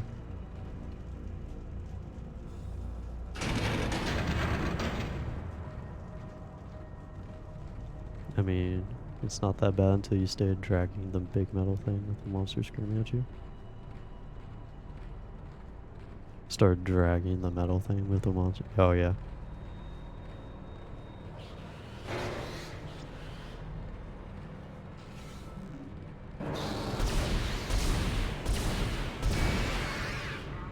Four shots?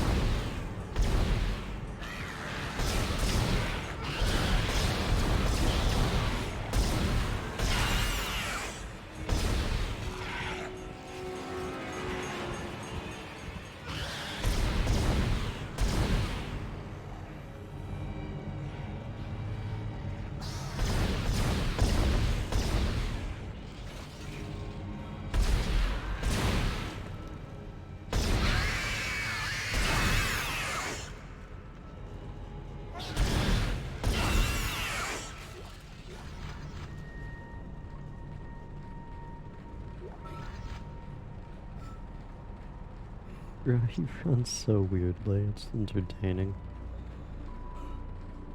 Oh sure, I guess I can technically get some more ammo. Or just money to purchase ammo. At a certain point in the game, you should really quit giving your player money. You can probably assume that they're either solid on resources, or could utilize something beyond currency. Because then you're giving them an out to be able to get anything they desire.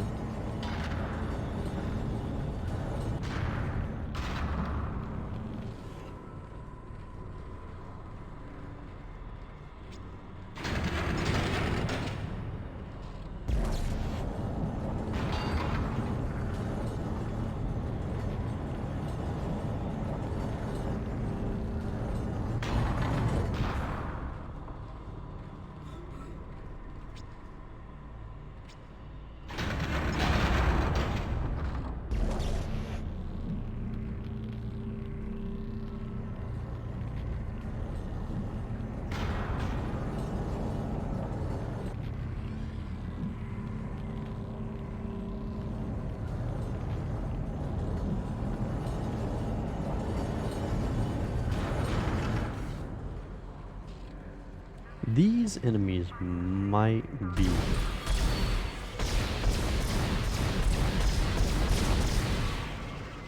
the most irritating if I can actually think of them.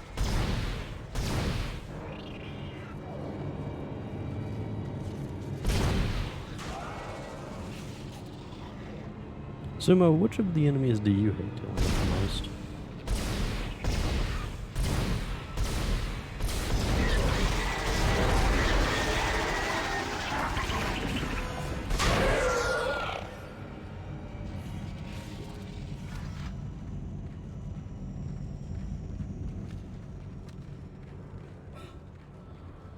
Because for me, it might just be those things.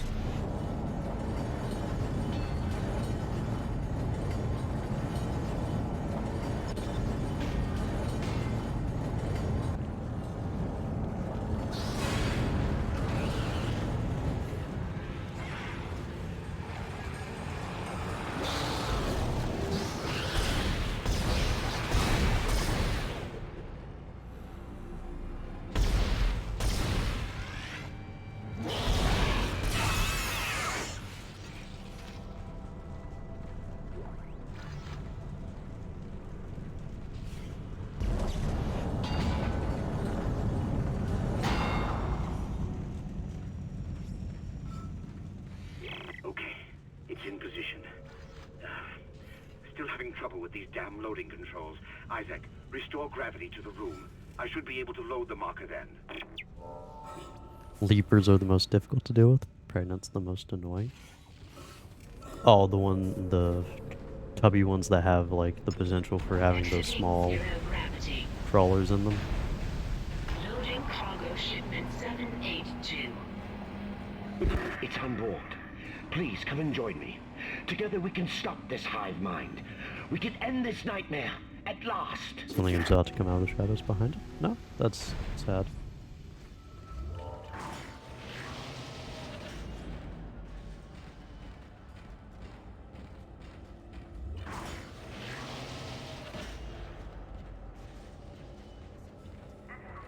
I'd honestly, I think I would like to actually be able to stop off at a station right now.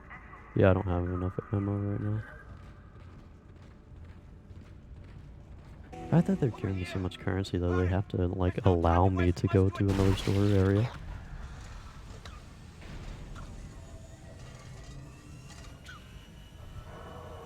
Wait, Amelia, where are you going?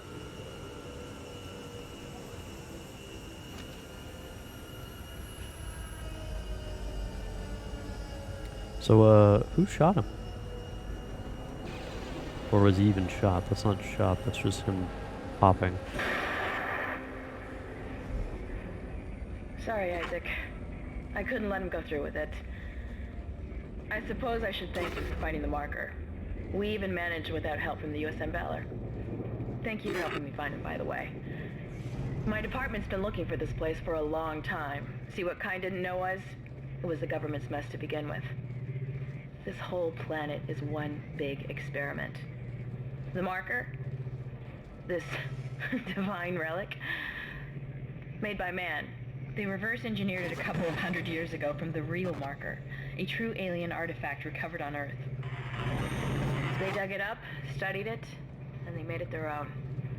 Then they brought it to Aegis 7 and activated it. And you've seen the result.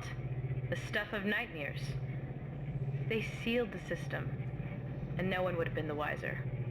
But then the CEC blunders in and starts tearing the planet apart.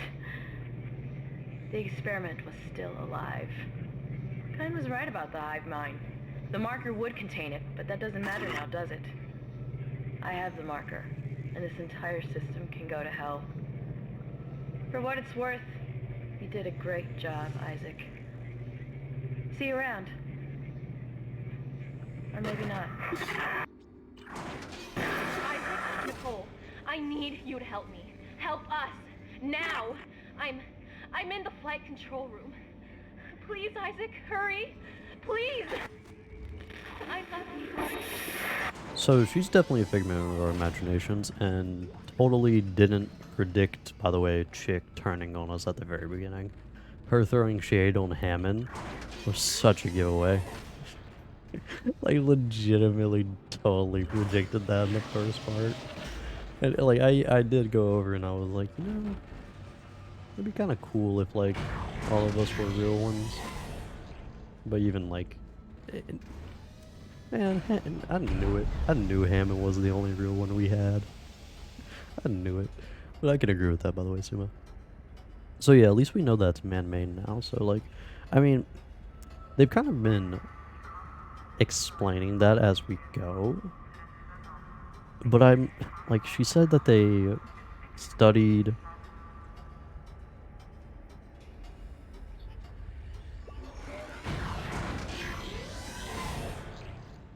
They studied it and whatnot and created their own. So how does the hive mind still come into all of this?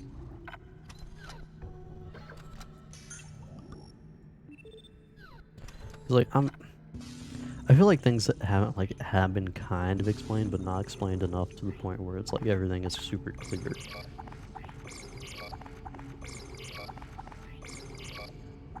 It's like, what is the marker? Clearly it's man-made. It's not divine, so it's not supernatural based. But what is it? Is it just a capsule for an infection that was created? Is that what it is?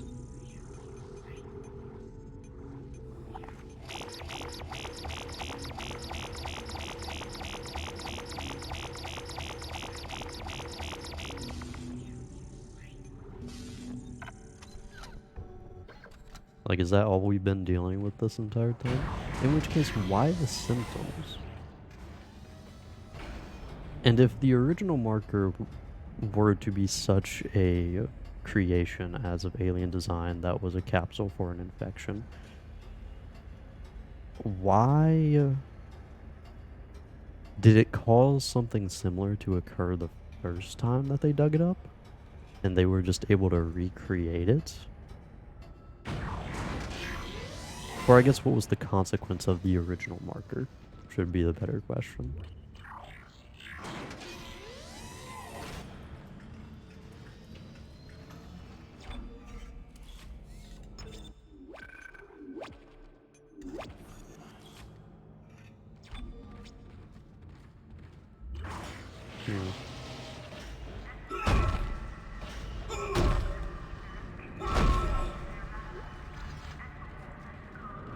Sumo, am I asking the right questions right now? Like, have these questions been answered at any point so far, or are these still up for wonderment?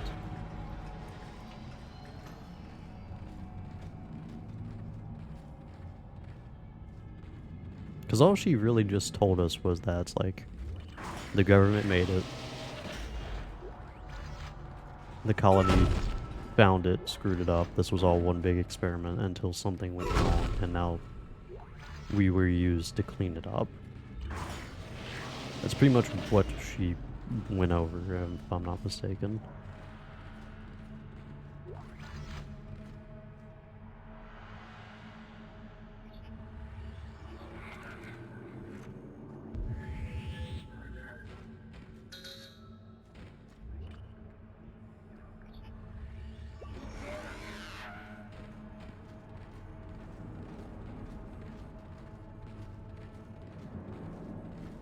Oh, wait a second, was it?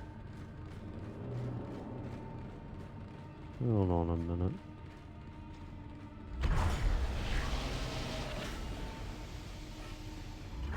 Got lost for a second, sorry.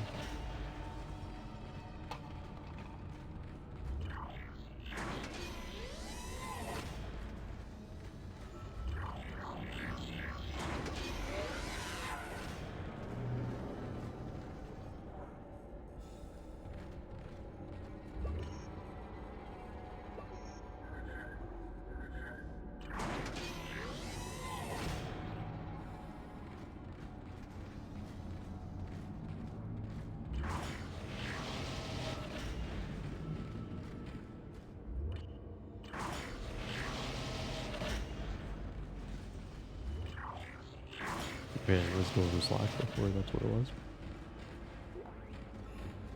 Alright, so if this is all in our head, why is this doorway now unlocked?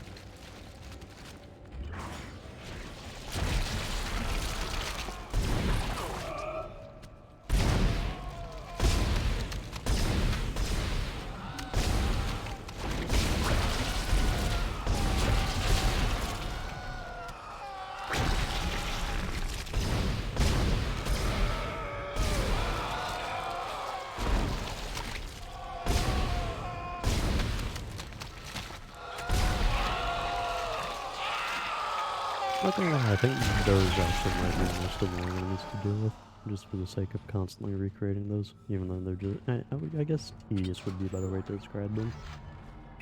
The lore is pretty secretive, to be honest. Everything you find out in Dead Space 1 is contained in Dead Space 1. You get hints of bigger things if you dig deeper into the logs and whatnot, but not much more than that. Okay, so a lot of my questions, which pertain to what I think is the most interesting aspect of this game, which is previous events in relation to the marker and what has gone down. Because I think what happened beforehand is more interesting than what is currently happening. Isaac? Is that really you? I never thought we'd be together again. God, Oh. I'm so sorry. I'm so sorry for what I did. I never wanted to hurt you. You need to get it back now, Isaac. You can pilot the shuttle remotely from here. Make us whole again. Make us whole again. See, that's the same thing Klein was speaking, and that does not give me hope. Also, there are some bigger retcons that I won't go into because spoilers. Okay. Fair enough. Alright, well. Oh, sorry about that. Okay. So I think it's fairly obvious that we are infected with whatever's happening. Because, so there's clearly a hive mind. Like, I guess the main question I have is, like, how, like, what is the, like, full story of the origin of the infection and the hive mind? Like, what is that? Isaac, what the hell are you doing? You're making a big mistake. This is not over. It will be when I put a bullet in your head. Escape pod away, crew shuttle USG-09. Repeat. Shuttle has ejected escape pod. It doesn't matter. She can't escape her fate. None of us can. So yeah, we're clearly infected. Here it comes. I'll reprogram the shuttle so we can fly down to the colony. So we were So lured close, here Isaac. to get the marker for the government go. without Get our on the shuttle. knowledge. I'll meet you there. We went through all this crap just to get to it and try to get it away. We have become infected, so we are now doing what the hive mind wants with the marker. But what is the marker itself? Like, what is it, definitively speaking? Is it like the housing unit for the hive mind? Which would make the most sense if it were, like, if it spread like the zombie fungus that I keep referring to. If anyone doesn't know what I'm talking about, you can probably YouTube up the, like, zombie fungus.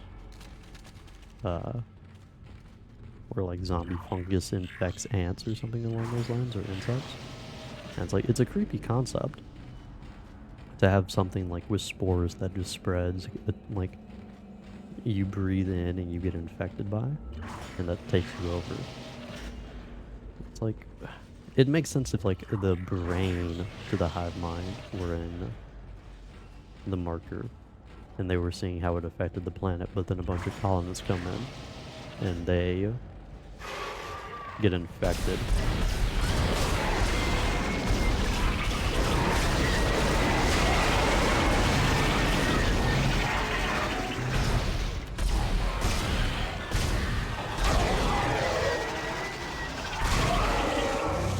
Oh, that's nice. Hey yo, if this is what the infection does to me, I don't know if I want it. Oh, there it goes. Just kick you around.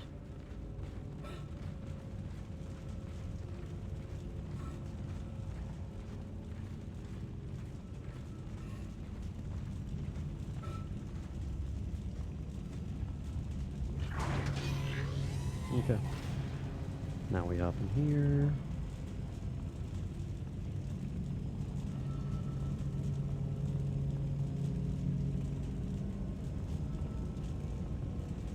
You're doing the right thing, Isaac. I was kind of We're curious if together there's now. audio or not. The way it always should have been. I knew you'd come back for me. Nothing can stop us now. So it appears to at least infect the host, like, neurologically speaking. Otherwise, how would it be sending these signals to our brain? My only issue with, like, if that's the concept and it's like it's psychologically like it's a psychological infection and it can control us like that. My question, or at least like influence us, not really control us, but influence us. My then question is, like, how, like that door that was locked, why would it be unlocked after the shuttle leaves? Or I guess like technically speaking, like the infection could just be like, hey, it's like you're seeing that this door is locked even though it's not. I suppose that could be like in the concept, but that seems so weird. Specifically if we've been in, like, how long have we been infected? And if we've been infected after a certain point and we're under the influence of the hive mind, why are these other creatures attacking? Why are the necromorphs attacking us? Is it just because we're not one of them?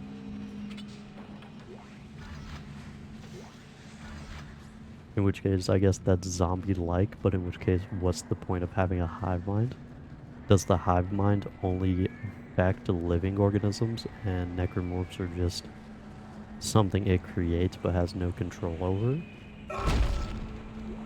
Because if it, or maybe it does control the necromorphs, but it can only influence the living. In which case, that would make more sense. No, like either one of those cases. And like, I would recommend going with the idea that it only has influence over the living and not control. Otherwise, welcome back. I'm just theorizing. So it's pretty obvious that we're infected by the hive mind. But like the question I have now is like, why do the necromorphs attack us if like we're all under the hive mind's control? And I'm like breaking it up into like, are we just under the hive mind's influence but not under its control?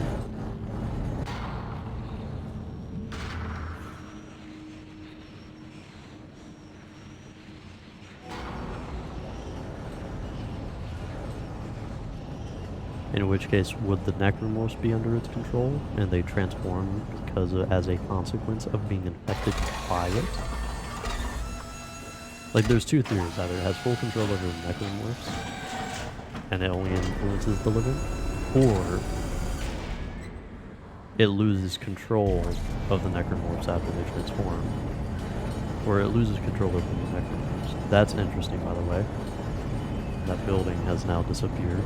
Love to see that.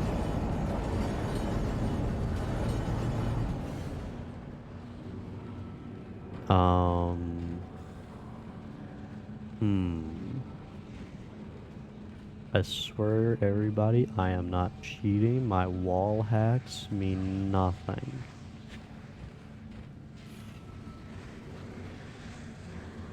Did I have any issues in chapter 1? Not like technical issues. I had issues based off of me being a moron for a little bit there, but not any glitch-based ones that I can recall directly. Nothing major, at least. But yeah, if the infection causes you to turn into a necromorph after dying, which makes sense to some aspect in terms of being like a zombie-like infection. Isaac, the marker needs to be returned to the pedestal chamber. Use the loader to bring it there and place it on the pedestal. Replace what was taken and make us whole again. Make us whole again. So yeah, I guess the marker is like the centerpiece of the hive mind. Like that's where the hive mind is based, because otherwise I don't know why it would want us to take it or be influencing us to take it back there.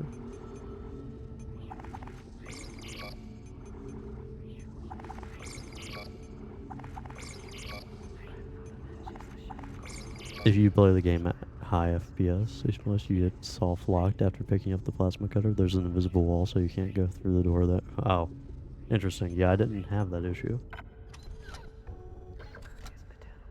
Fascinating. I like how that's like not necessarily like it's a glitch, but it's like a constant one. It sounds like you describe it like that.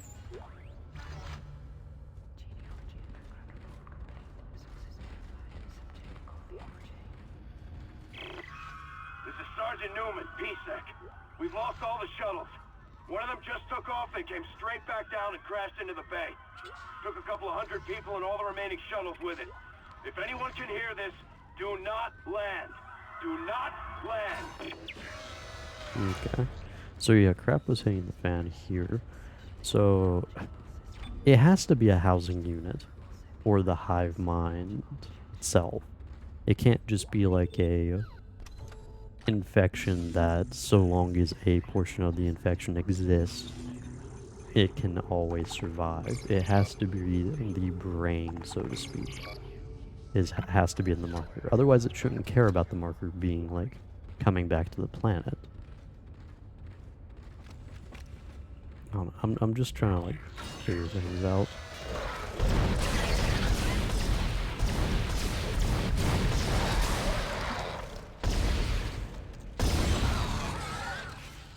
My next question then would be like, kind of like, what are these creatures? Because if necromorphs are formed from humans becoming infected, and then dying, and then transforming after death from the infection, it's like, what are those creatures? Like, how did they form? Like, I'd have to imagine it, like, the concept is necromorphs are fully under the hive mind's control, and humans are just, like, living infected humans are just under its influence. Like, that would be my best guess as to what goes on here.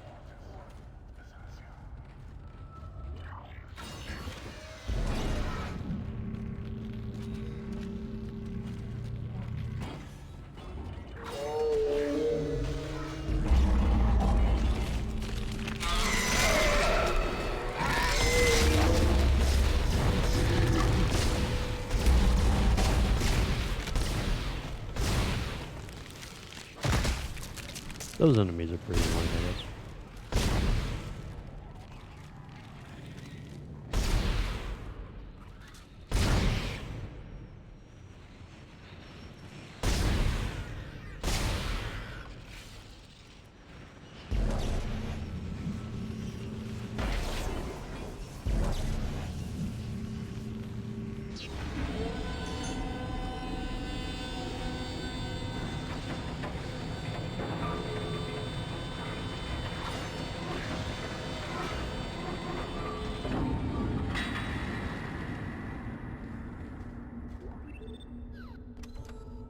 So all this game pretty much tells us is that we get lured here, we have to deal with the consequences of whatever happened in the past. We're not given explicit information on what happened in the past besides it being an experiment and something had gone wrong.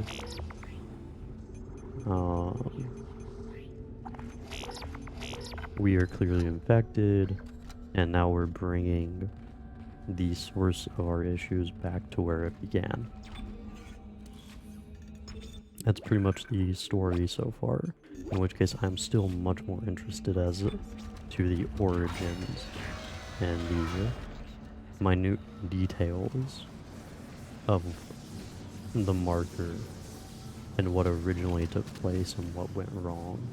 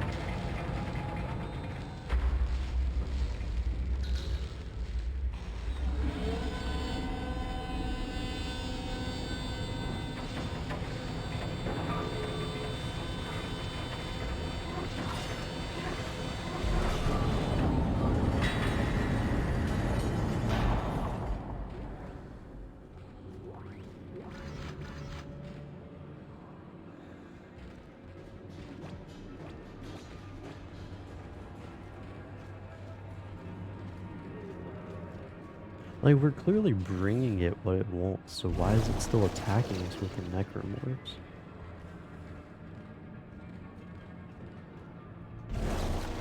In which case, like... Initialized. Unknown bioforms detected in the area. Security has been verified.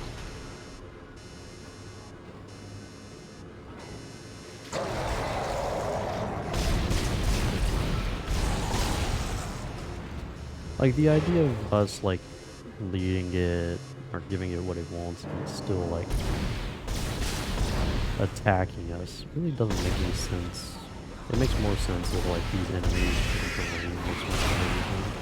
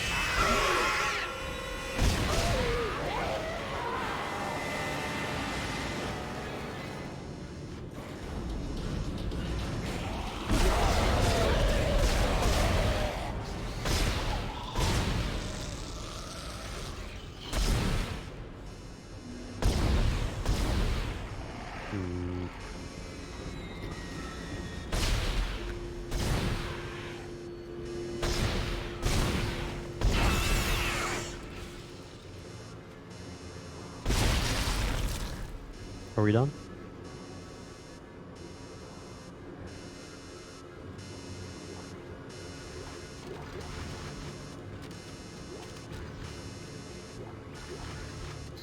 Doesn't sound like we're done.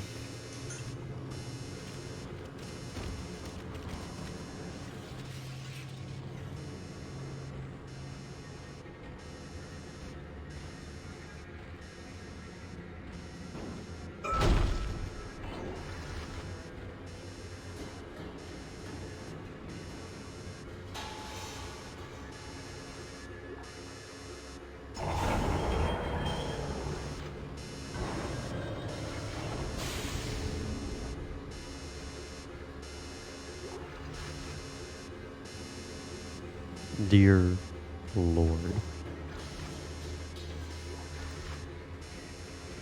Somebody please turn off that annoyance. Alright, so here's what we do.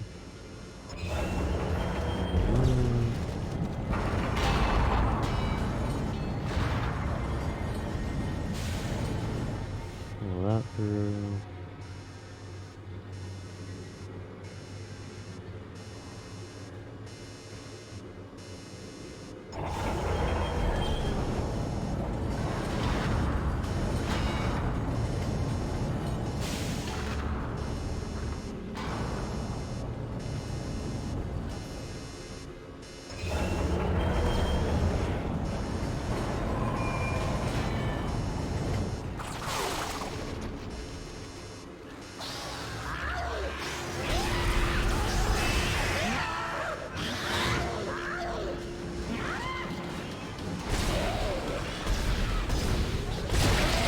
There we go.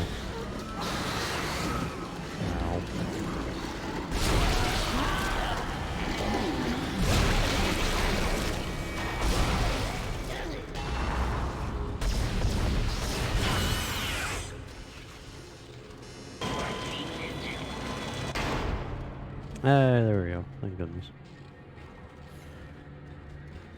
Just getting fairly annoyed with the freaking alarm going off constantly.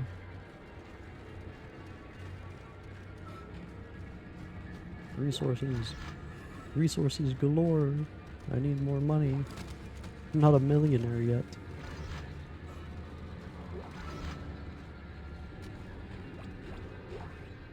Bruh.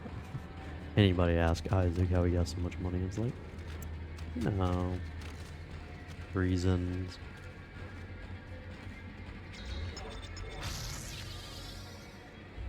I feel like I've been pretty meticulous in my search and findings of miscellaneous items such as audio logs and whatnot. I feel like I haven't missed any new information, so I'm kind of saddened by not having all the answers to my questions.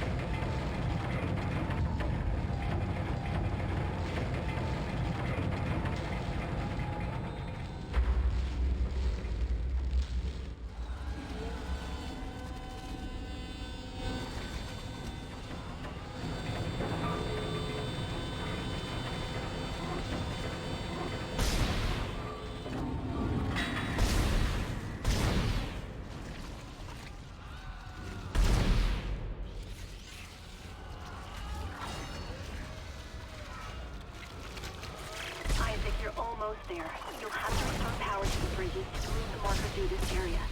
Look for a control station at the end of the maintenance tube.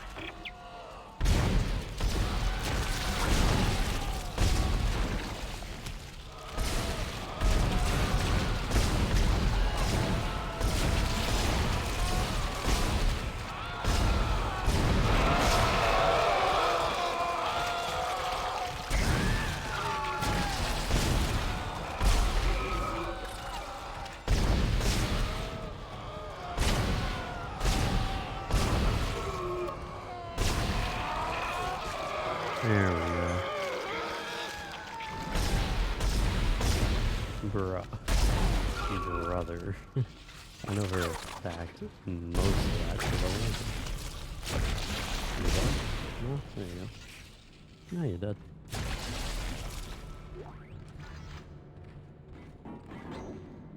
Alright. That was annoying.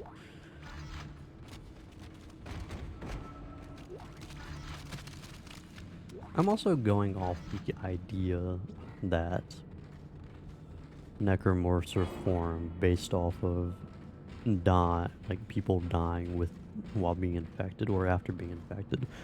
But that is kind of shown, but it's not shown in a consistent manner where I don't feel like it's up for debate. Like all of these enemies that we've gone against, shouldn't they be transformed? Or I guess I should be wondering like what the turnover rate is for a corpse to be transforming.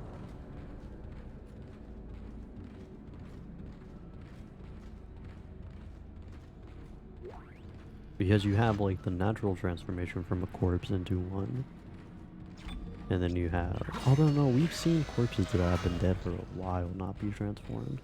So is there, I feel like there's some information that like we just have to assume. And I hate that.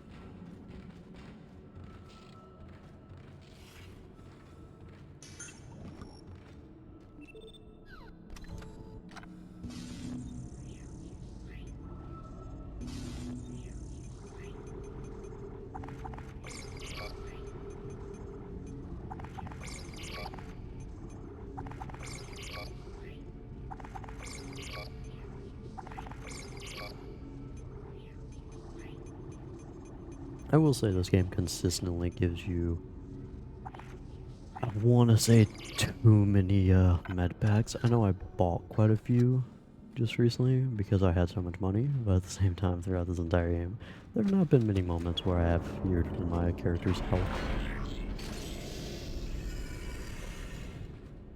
Entering zero gravity.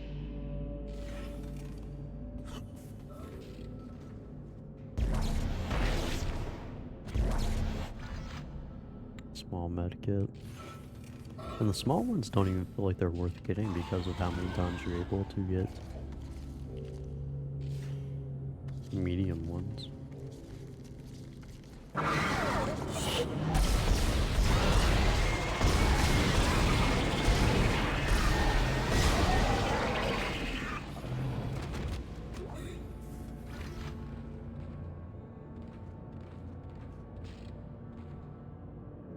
As annoying as I find them, I will say they are probably like the best part of this game, like mechanically speaking. The leapers that are stronger than the original ones. Like between their movement patterns and like, or like the introduction of just like tougher leapers and like tougher characters was probably a good idea for the game. Just because of how much ammo. Again, like I pointed out at the very beginning of the game, it's like for every like 3 bullets I used, I would get 6 back. So it's like, it's not exactly a bad thing. Annoying in comparison to what it used to be, but very much better for like the resource, forcing the player to utilize their resources at a faster rate.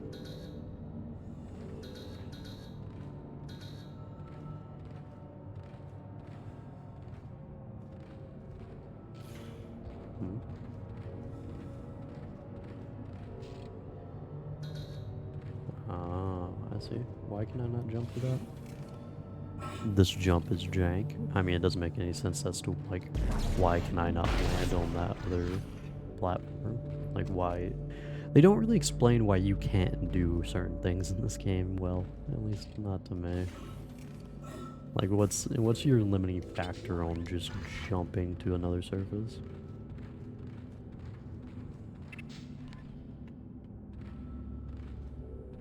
Cool. This is the second item I have been limited from picking up.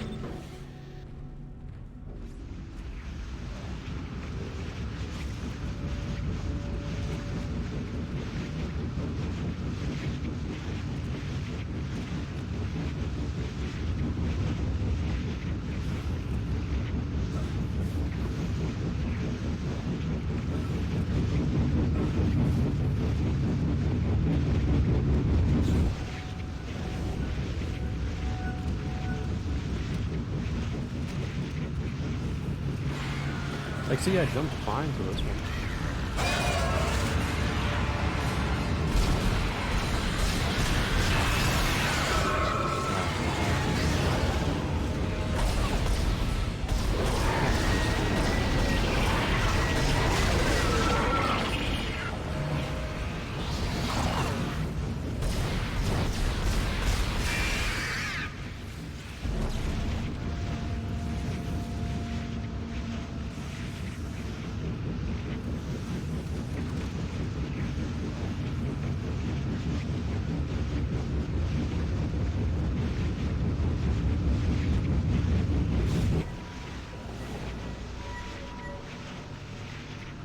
I do like the design of this turbine area, in which case you have all the cut up pieces and the bloodied environment. Again, environmental, like visual design squad of this game, phenomenal work. Phenomenal work.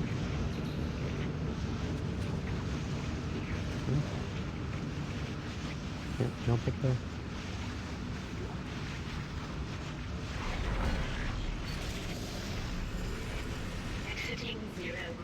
Oh yeah, you. I completely forgot about you.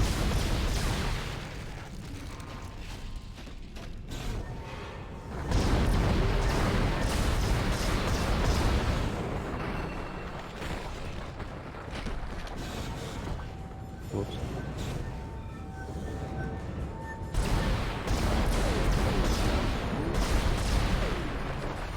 Here goes that one.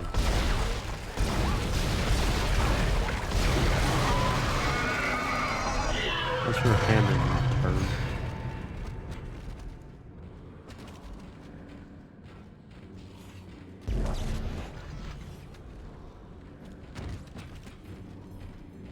Is there even a bench to use that on here around here? I might honestly put some money into the power nodes just for the sake of upgrading the rig's ability to use the or not even the rig, but the slowdown thing. I forget the name of stasis. Thank you, inventory. Alright, I see that we're running low on plasma energy, so I'm gonna just invest a little bit into that. Perfect. Dude, like, what the...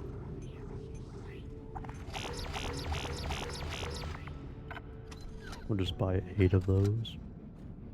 Just 8 of those, by the way. Don't want to go too far now.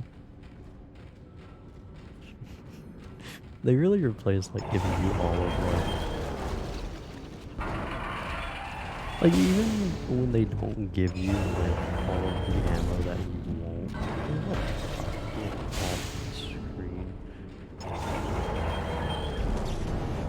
When they don't give you the ammo you want, you still get money based off of it that you can easily just start spending on the ammo that you desire.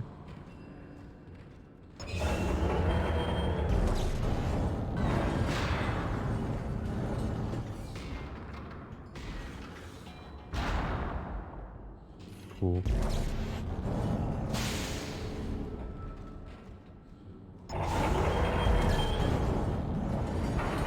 I'll say this, I won't say, and this I think is actually a subjective standard, but I feel like, well, like, I feel like it's pseudo-subjective, but can be, like, actually measured. It's just I don't have any evidence to support my current claim. But I feel like this game might be the worst in terms of resource management, in terms of like survival horror games that like make you feel like you're running low. I think this game might be the worst of all of the survival horror games. I know I got frustrated at one moment, so like there was one moment that I got frustrated with when I ran out of plasma cutter ammo.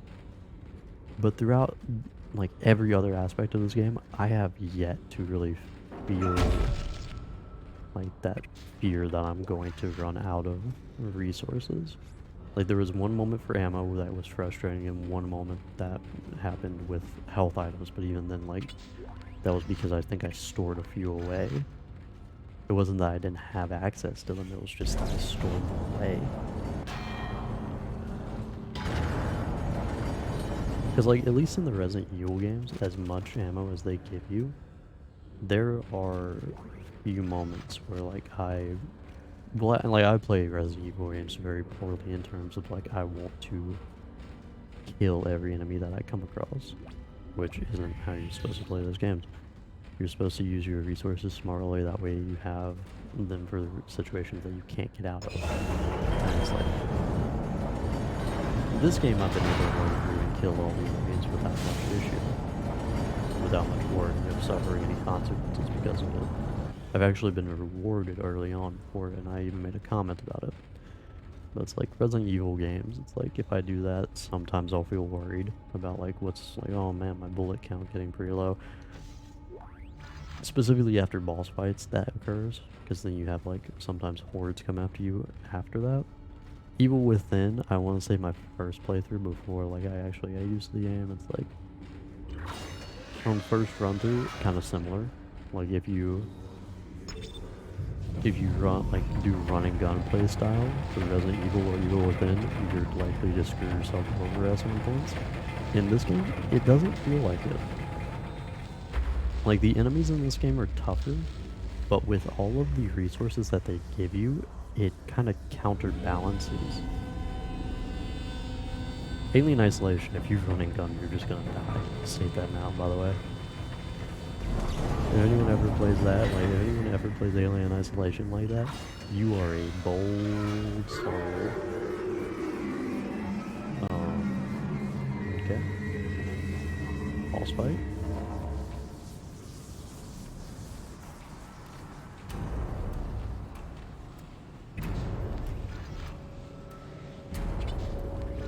So this is the creature that we were shown, the giant creature, even though there were technically those very large tentacles that were on the ship.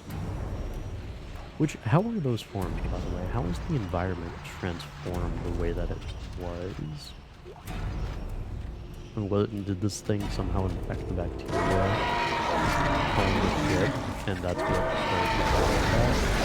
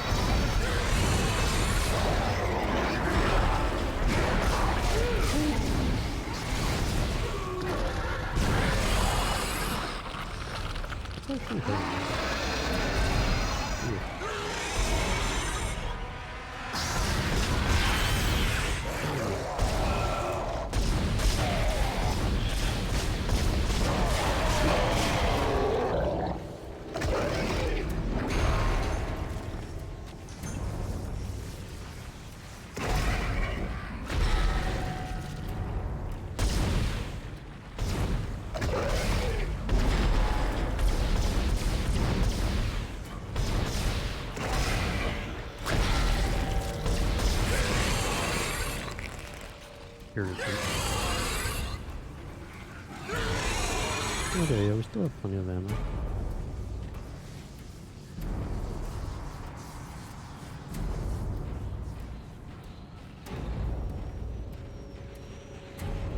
Yeah, I guess we'll go ahead and do this.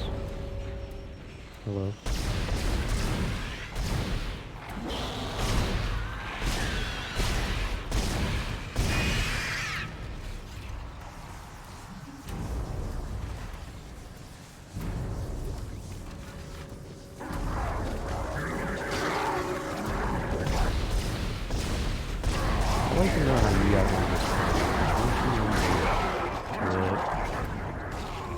Can we please bugger off?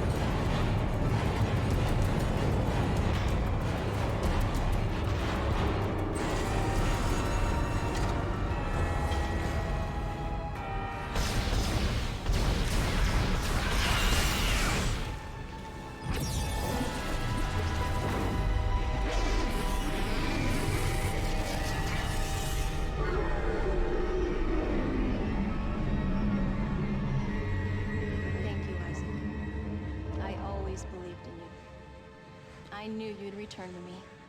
We are whole again, Isaac. We are whole. God, that's great.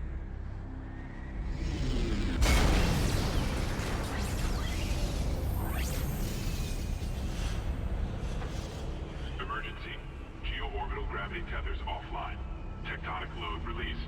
Impact imminent. Evacuate this area immediately. Hmm? I'm still very confused as to what exactly it is. Decontamination cycle activated.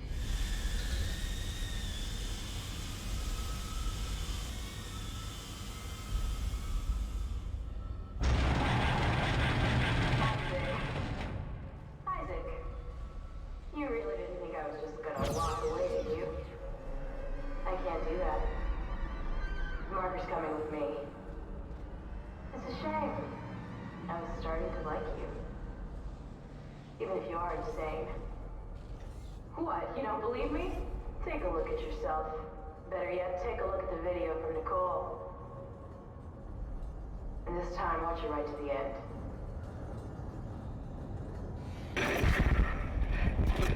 Isaac, it's me. I wish I could talk to you. I'm sorry. I'm sorry about everything. I wish I could just talk to someone. It's all falling apart here. I can't believe What's happening? It's strange. Such a little thing. In the end, it all comes down to this one little thing.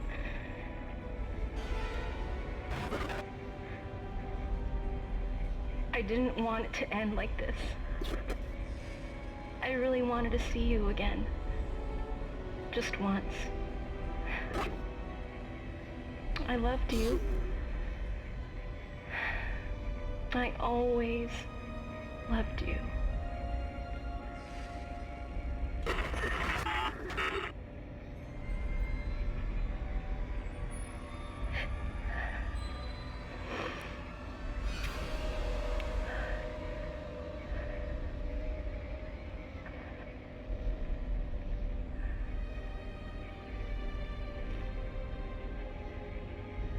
My boy. See? You're insane. Just like Kine, just like the captain. Nicole has been dead this whole time. Whatever you were seeing was caused by that. You are its pawn. But don't worry. It will be in good hands now. Far away from this damn place. Goodbye, Isaac. So was that supposed to be a major reveal or something? Because I felt like it was blatantly obvious that she was already dead.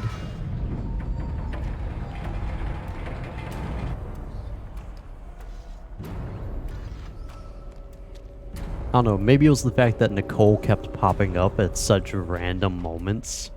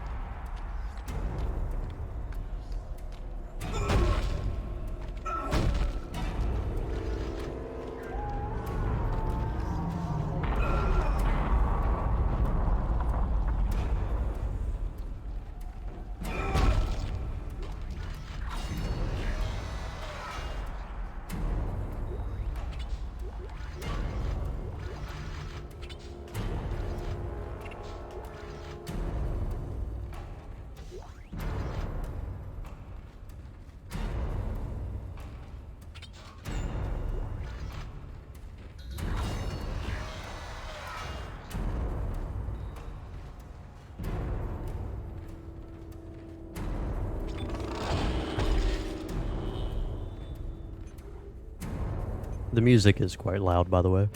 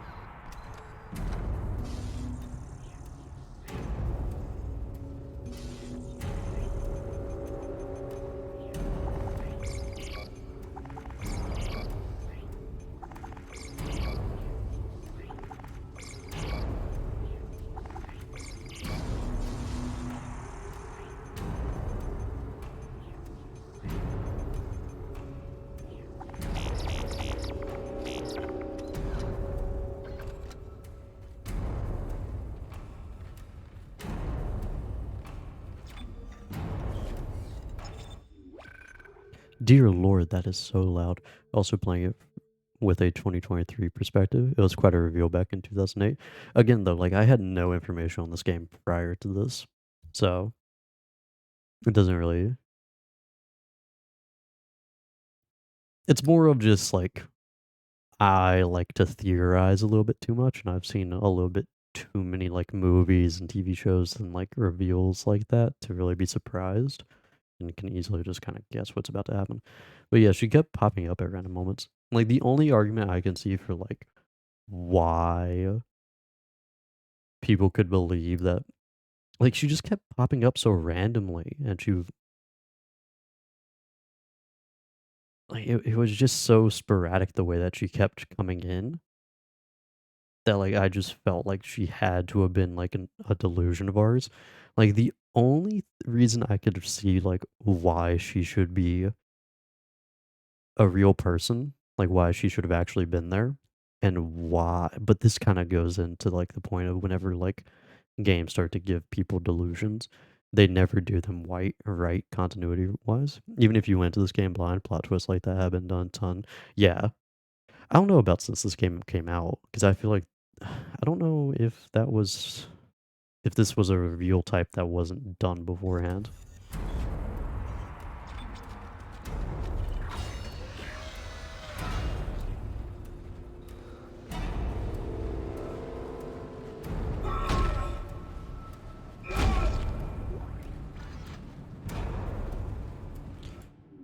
For the love of everything, holy crap.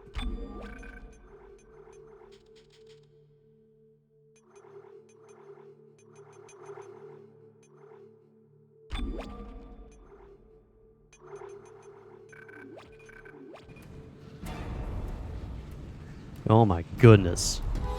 Person you are looking for is dead, definitely a trope. Yeah, I know. I just don't know if it was made after 2008. She deserved it.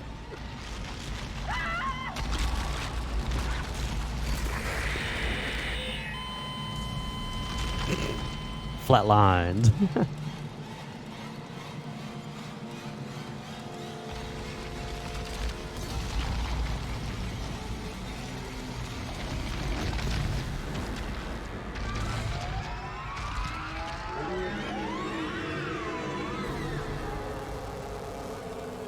It gets so loud.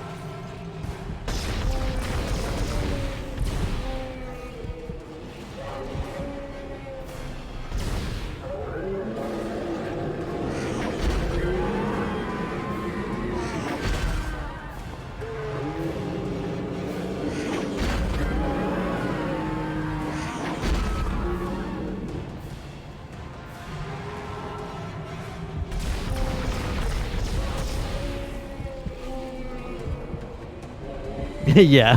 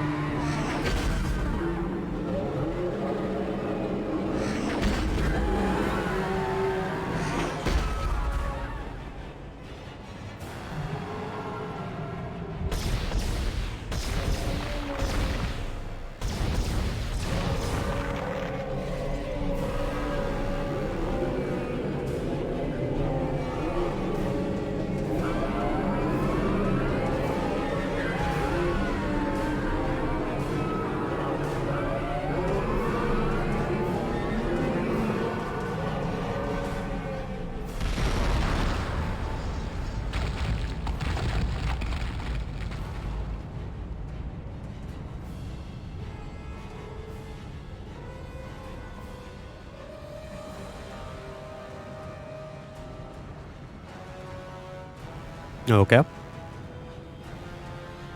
Cool enemy design, by the way.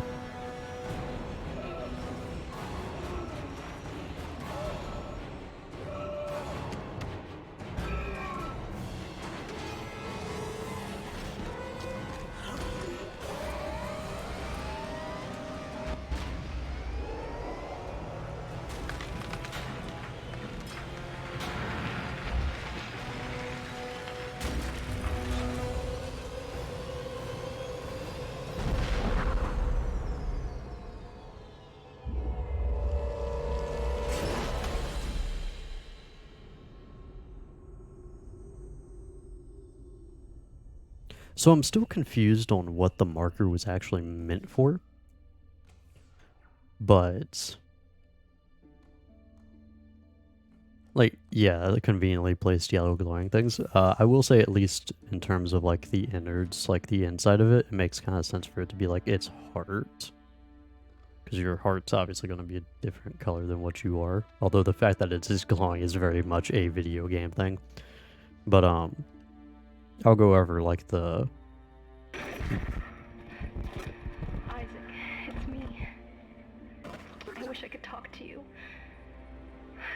I'm sorry.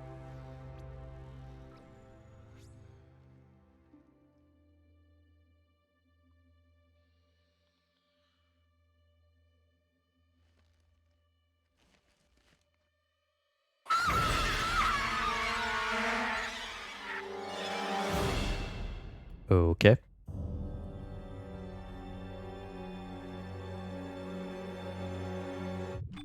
Whoop. Oh. Sumo, appreciate the sub. Jeez. I will say that... honestly, I want to say that's an 8 out of 10 game. Maybe 9. Again, I still have my, like, hookups over the game. Like, the gameplay or, like, certain choices. Like, the ammo one. The guns, like, not really getting to experience all the guns because they're not given to you. You have to go out of your way to purchase them. And then following what I experienced with the flamethrower and also, like, what you told me, Sumo,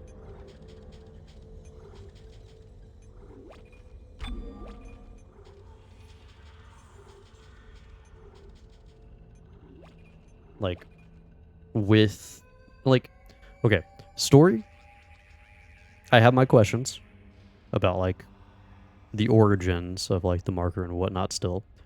I think we could solidly say that we were infected. Everyone was infected. Only the living become, only the living are influenced by it.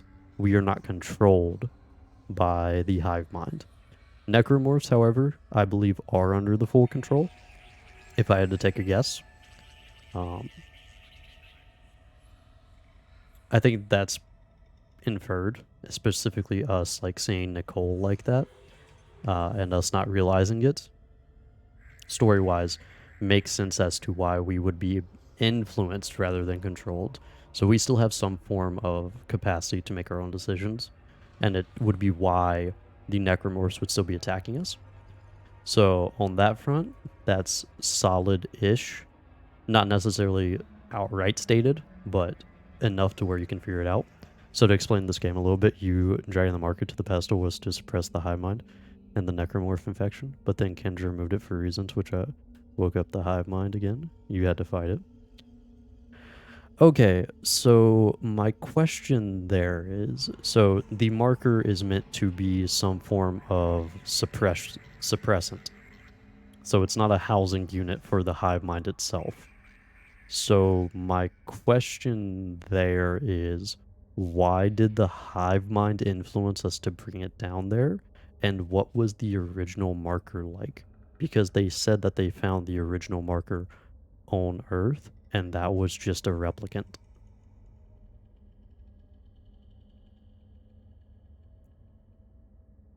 Like, I feel pretty satisfied after playing this game, I'm not gonna lie.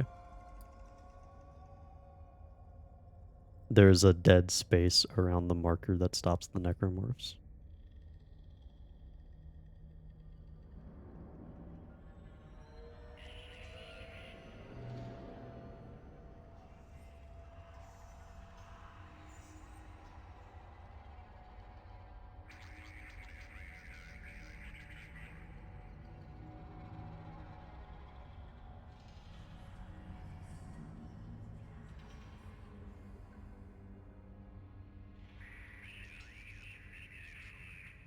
Huh? I'm trying to figure that one out.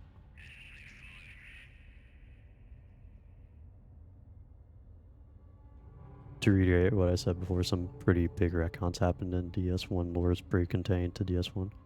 Hopefully that's not too spoilery. No. Like, I'm just trying to, like, figure everything out based off of what this game has given us. I still feel like there are some, like, questions that are left to be answered. But, again, like, overall I do feel pretty satisfied on this. Like, again, the stiffness of the game sucks. But there aren't terribly many design choices that are out there in terms of me understanding why they were made. Again, like the gun one, the ammo one, those are ones I wouldn't do. And I have slight issue with because I didn't really get to experience all the guns because I didn't need to. And I'd had to go out of my way to actually do so. Not to mention, I feel like in survival horror, you should try to balance your weapons. Like, make everything nearly the same as each other. Like, the shotgun in Resi is stronger than the pistol, but you're given less ammunition for it. So, that's the trade-off.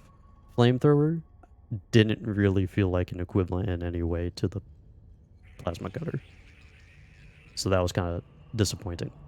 But yeah, horror aesthetics, 10 out of 10, as I continue to reiterate. Story-wise, I feel pretty satisfied with how it ended. Even with that end, in which case it still seems like we're infected and the hive mind still has some form of control over us, or we're at least suffering from some residual effect of it. Can't really explain how stuff works without spoiling Dead Space 2 and 3, so I recommend playing them or looking stuff up. Okay, I'll play them then. But for now, character-wise, I didn't really feel like anyone was like too developed, sadly, but that's a consequence of the gaming media format, so I liked Hammond. I kind of knew Kendra was gonna, like, I guessed that very early on just for how much shade she was throwing on Hammond. Isaac really didn't have many things to say throughout the game, so the end where, like, you actually got to see him, like, not realize he was being manipulated and whatnot, pretty solid, at least for, like, having that little bit. So I still say, like, characters were good for the gaming format. Story, probably a 9 out of 10, 8 out of 10. There are questions that I would like to be answered, but they do not pertain to the current event. I just find what happened in the past to be more interesting than, or the questions of what happened in the past to be more intriguing than what was occurring here, as this game is pretty straightforward in terms of, like, steps. Gameplay, pretty stiff, so I would say certain choices I didn't agree with. 8 out of 10. So I would say 8 out of 10 game. Satisfying, though. I actually did enjoy this overall. I got frustrated at certain points, but overall I did enjoy it. Thank you for the sub, Sumo, and thank you for joining us, and I did enjoy it. I have many questions, so I will be playing 2 and 3. Even though retconning is annoying. But nevertheless, I will play them eventually. Should I play the remake of this game first, or just hop into 2 and 3 and then come back to the remake?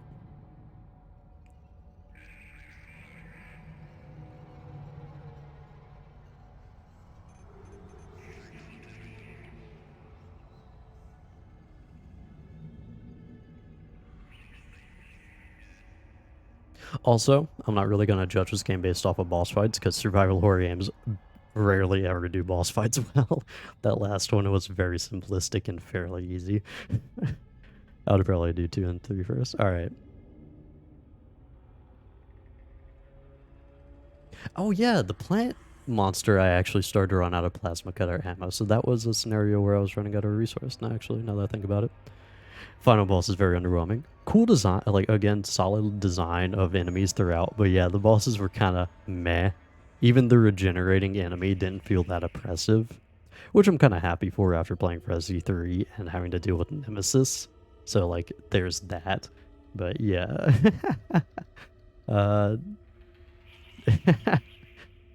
It's just, like, survival horror games can barely do bosses right just because of, like, how the games are typically formatted, I think. One thing to keep in mind, everything in Dead Space IP is canon, so there are quite a few contradictions, retcons. Oh, that's what I wanted to discuss, actually. Here is a big issue with like everything here. Actually, no. Okay, so I can actually explain this in like a theorized way, but like here's why I can believe why some people would think Nicole was like alive the entire time. Like her popping up randomly and sporadically the way that she did, conveniently in some cases, I think that's a pretty big sell on her being dead and being an illusion. But in one scenario, she was being attacked by necromorphs. So why would necromorphs be attacking someone who isn't there? Now, the solution to that issue could be the hive mind was sending the necromorphs after where where the hive mind was placing the illusion of Nicole. But with how like games are typically formatted, it is very easily believable that she would be alive, because why would the necromorphs be attacking a dead person or like a person that doesn't exist? If anyone has ever seen Bleach and like knows the power of Aizen, like it's that type of trippy. It's that type of like screwing with your head in terms of like, does it exist or not? And like the 5D chess moves that you have to get around to actually figuring it all out. Overall though, I'd say this is a pretty solid game. I can see why it, like, specifically for 08, why it was such a solid game. I still want to say that this is just Resident Evil in space though. This is space zombies.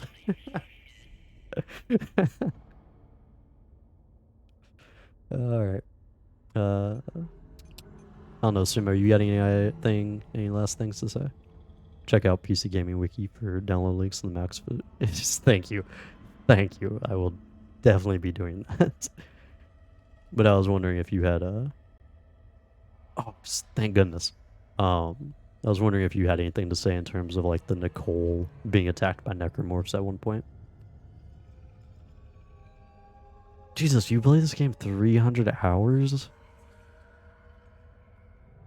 I don't know why, like, it just registered in my mind. That was a 10-hour session for me.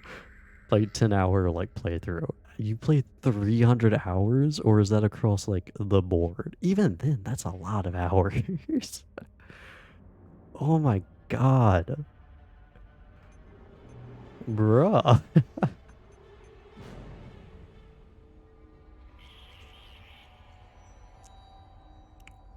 Yeah, multiple playthroughs, 200 plus on Steam. Oh my god. Is it just this game? Are you referring to just this game? Or across the board? Speedrunner? Bruh. Yeah, speedrunner, man. Man goes 200 plus hours to do a speedruns. What's the... Actually... Jesus Christ. Just this one. What's the fastest runtime for this game, and how many of those would you have had to do to collectively get up to 200 plus? Like, even then, I feel like I took my time. I feel like I was meticulous in looking around, and that was just a 10-hour run. Hold on, yeah, that was a 10-hour run.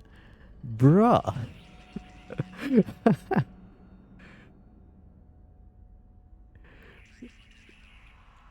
Dude. You would have to run it back 30 times. Oh yeah, link blocked. I think only mods can technically put down links. I should probably... I don't know if I should probably change that. I could. I probably should, actually. There's no... It's not like I can't just go ahead and delete a URL if need be. Anyway, yeah, so final thoughts is great game, hiccups here and there, frustration at certain stages. Overall though, enjoyable. I still feel like this game really suffers from the here's your objective, go do it. All right, here's your next objective, go do it. Here's your other objective, go do it. I don't know if it's just me, but it really felt like I was being like given a checklist of like a to-do list of things I had to deal with throughout this entire game. I'll be here if you end up streaming the sequels. Okay.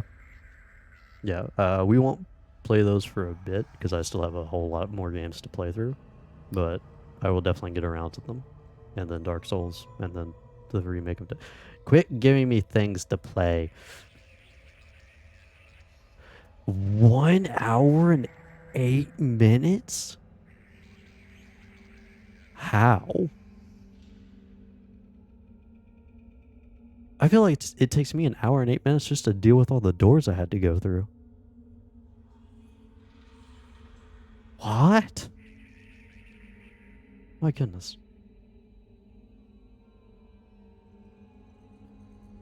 Anyway. Yeah, next... no stream tomorrow, as I will be very late getting home. Wednesday will probably be a continuation of Crimson Manor, and then Thursday will either be a continuation of Genshin, or I will find another game in my library to finally get around to playing. So, on to that.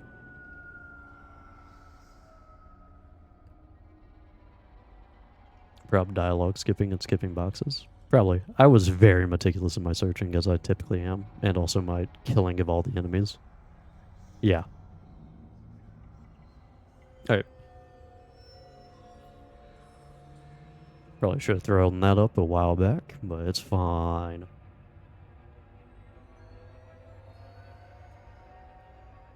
I don't really think there's anything that needs to be said anymore, so thank you guys for stopping by. Thanks for sticking around. Sumo, appreciate you for coming by and sticking around for so long, sticking through the last part with me, and also for giving me some of this information that is very nice to have. I look forward to playing 2 and 3. Everyone else, Dan, Mel, Miles, appreciate you guys stopping around, stopping by and sticking around as well. Anyone else who's watching the VOD and got in this far, you are such a poor soul, and thank you for it. But for now, I will see you guys in the next one. Good night, everybody.